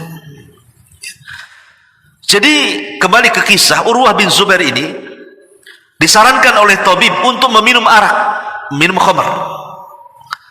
Tetapi kemudian Urwah mengatakan tidak, kalau kau mau potong-potong saja kakiku, sebab kalau aku minum arak, minum khamar, kemudian kau potong kakiku, kemudian aku mati, berarti aku mati ketika mabok katanya. Kau tak mau katanya. Ya Urwah, kau akan parah, kau akan sakit kalau kau tak minum gitu ya. Kata Urwah, tidak, sebaiknya kau potong di waktu aku sholat. Kalau Allah takdirkan aku mati di waktu sholat, tidak apa-apa, berarti aku mati dalam kondisi sholat katanya. Akhirnya dia ambil wudhu, kemudian dia sholat 2 rakaat. Waktu sholat itu dipotong sama dokternya tuh. Ya bagaimanapun waktu sholat tetap aja sakit. Akhirnya pingsan ya. Setelah kemudian siuman Urwah ini, akhirnya kemudian disadarkan oleh dokter. Dia sadar. Pas sadar itulah rupanya ada musibah baru, dan dikatakan, ya Urwah, putramu meninggal dunia. Bayangkan, baru dipotong kakinya, baru dia sadar, tiba-tiba kabar datang kepadanya, ya Urwah, anakmu meninggal dunia.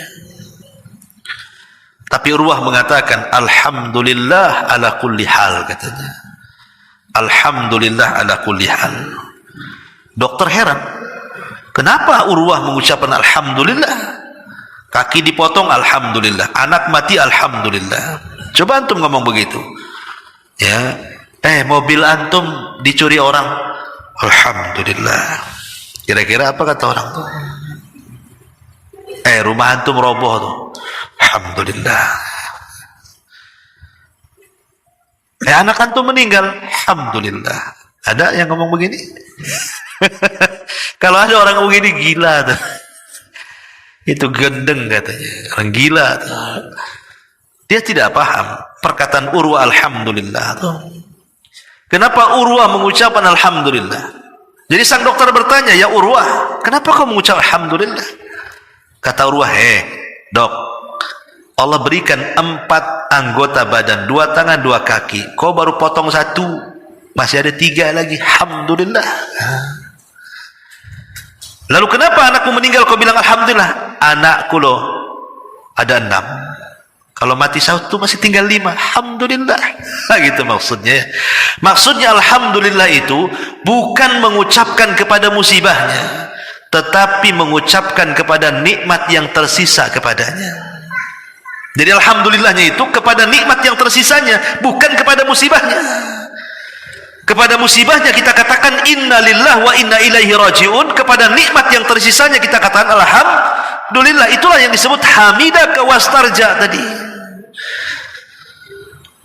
Karena terkadang orang ini ketika hilang nikmat, dapat musibah, yang dipikir musibahnya, nikmat yang ada itu tidak pernah dipikir tuh. Hilang dompet, yang dipikirkan dompetnya saja, pada rumahnya masih ada, berangkasnya masih penuh, mobilnya masih bagus, dompetnya aja yang hilang. Itu yang dipikirin gitu ya. Ya Ustaz, tuh dompet tuh semua surat-surat di situ tuh. ATM disebut semua di situ ya. Masyaallah muslimin yang dimuliakan Allah Azza wa. Tapi di sini bagaimana Urwah bin Zubair memberikan gambaran kepada kita, mengajarkan satu sikap sabar saat mendapatkan musibah. Bahkan ada seorang ulama bahasa namanya Al-Imam Al-Asma'i rahimahullah, seorang ulama nahwu. Tentu kalau belajar nahwu pasti akan dinukilkan perkataan Imam Al-Asma'i ini. Jadi Imam Al-Asma'i ini satu hari dia sedang thalabul ilmi di masa mudanya bersama kawannya. kemudian tersasar di padang pasir. Habis bekal, tidak ada makanan, tidak ada minuman, hampir mati Imam Al-Asma'i dan kawannya ini. Akhirnya di tengah jalan dia melihat ada tenda. Alhamdulillah, selamat kita dari kematian, katanya. Bisalah kita meminta makanan di tenda itu atau minuman yang ada di situ. Datanglah ke tenda itu. Rupanya di tenda itu ada seorang ibu yang sudah tua sekali. Maka Imam Al-Asma'i mengucapkan salam, assalamualaikum. Kata ibu itu, waalaikumsalam. Kemudian Al-Asma'i menjelaskan bagaimana dia tersesat di tengah padang pasir sampai kehilangan bekal makanan minumannya. Rupanya ibu yang tua ini adalah ibu yang solehah, ibu baik hati, dan mengatakan, iya nak, tunggu nak, saya punya anak kecil, tapi dia sedang keluar. Masalahnya dari pagi dia keluar, sekarang sudah sore dia tak pulang-pulang. Kalau dia pulang, nanti saya suruh dia untuk memerahkan air susu kambing dan disuruh menyembelih seekor kambing untuk kalian makan, katanya. Akhirnya Imam Al-Asma'i pun menunggu anaknya balik. Rupanya dari kejauhan nampaklah ada dua unta. Yang satu ditunggangi, yang satu tidak ditunggangi. Makin dekat, makin dekat, makin dekat. Tiba-tiba yang menunggang unta mengatakan kepada ibu itu dan mengatakan, ya ummah, wahai ibu, katanya, absyir, berbahagialah bahwa Allah Subhanahu wa ta'ala telah menakdirkan anakmu meninggal dunia. Semoga Allah Subhanahu wa ta'ala memberikan pahala akan musibah yang menimpamu, katanya. Ibu ini langsung terdiam dan mengatakan, inna lillahi wa inna ilaihi rajiun. Kata ibu itu, lalu mana jasad anakku, katanya. Maka kawannya mengatakan, jasad anakmu terperosok ke dalam jurang, saya tidak bisa mengambilnya, saya hanya bisa menyelamatkan untanya saja. Ibu ini sempat sadar dan mengatakan kepada kawan anaknya itu, kalau begitu tolong nak, itu ada tamu, kamu perahkan susu, kau sembelihkan kambing, tolong aku bantu jamu tamu itu. Akhirnya kemudian ibu ini menghampiri Al-Imam Al-Asma'i dan mengatakan, ya fulan, saya lihat zahirmu seorang talabul ilm, bisa enggak kau bacakan ayat yang bisa menenangkan aku, katanya.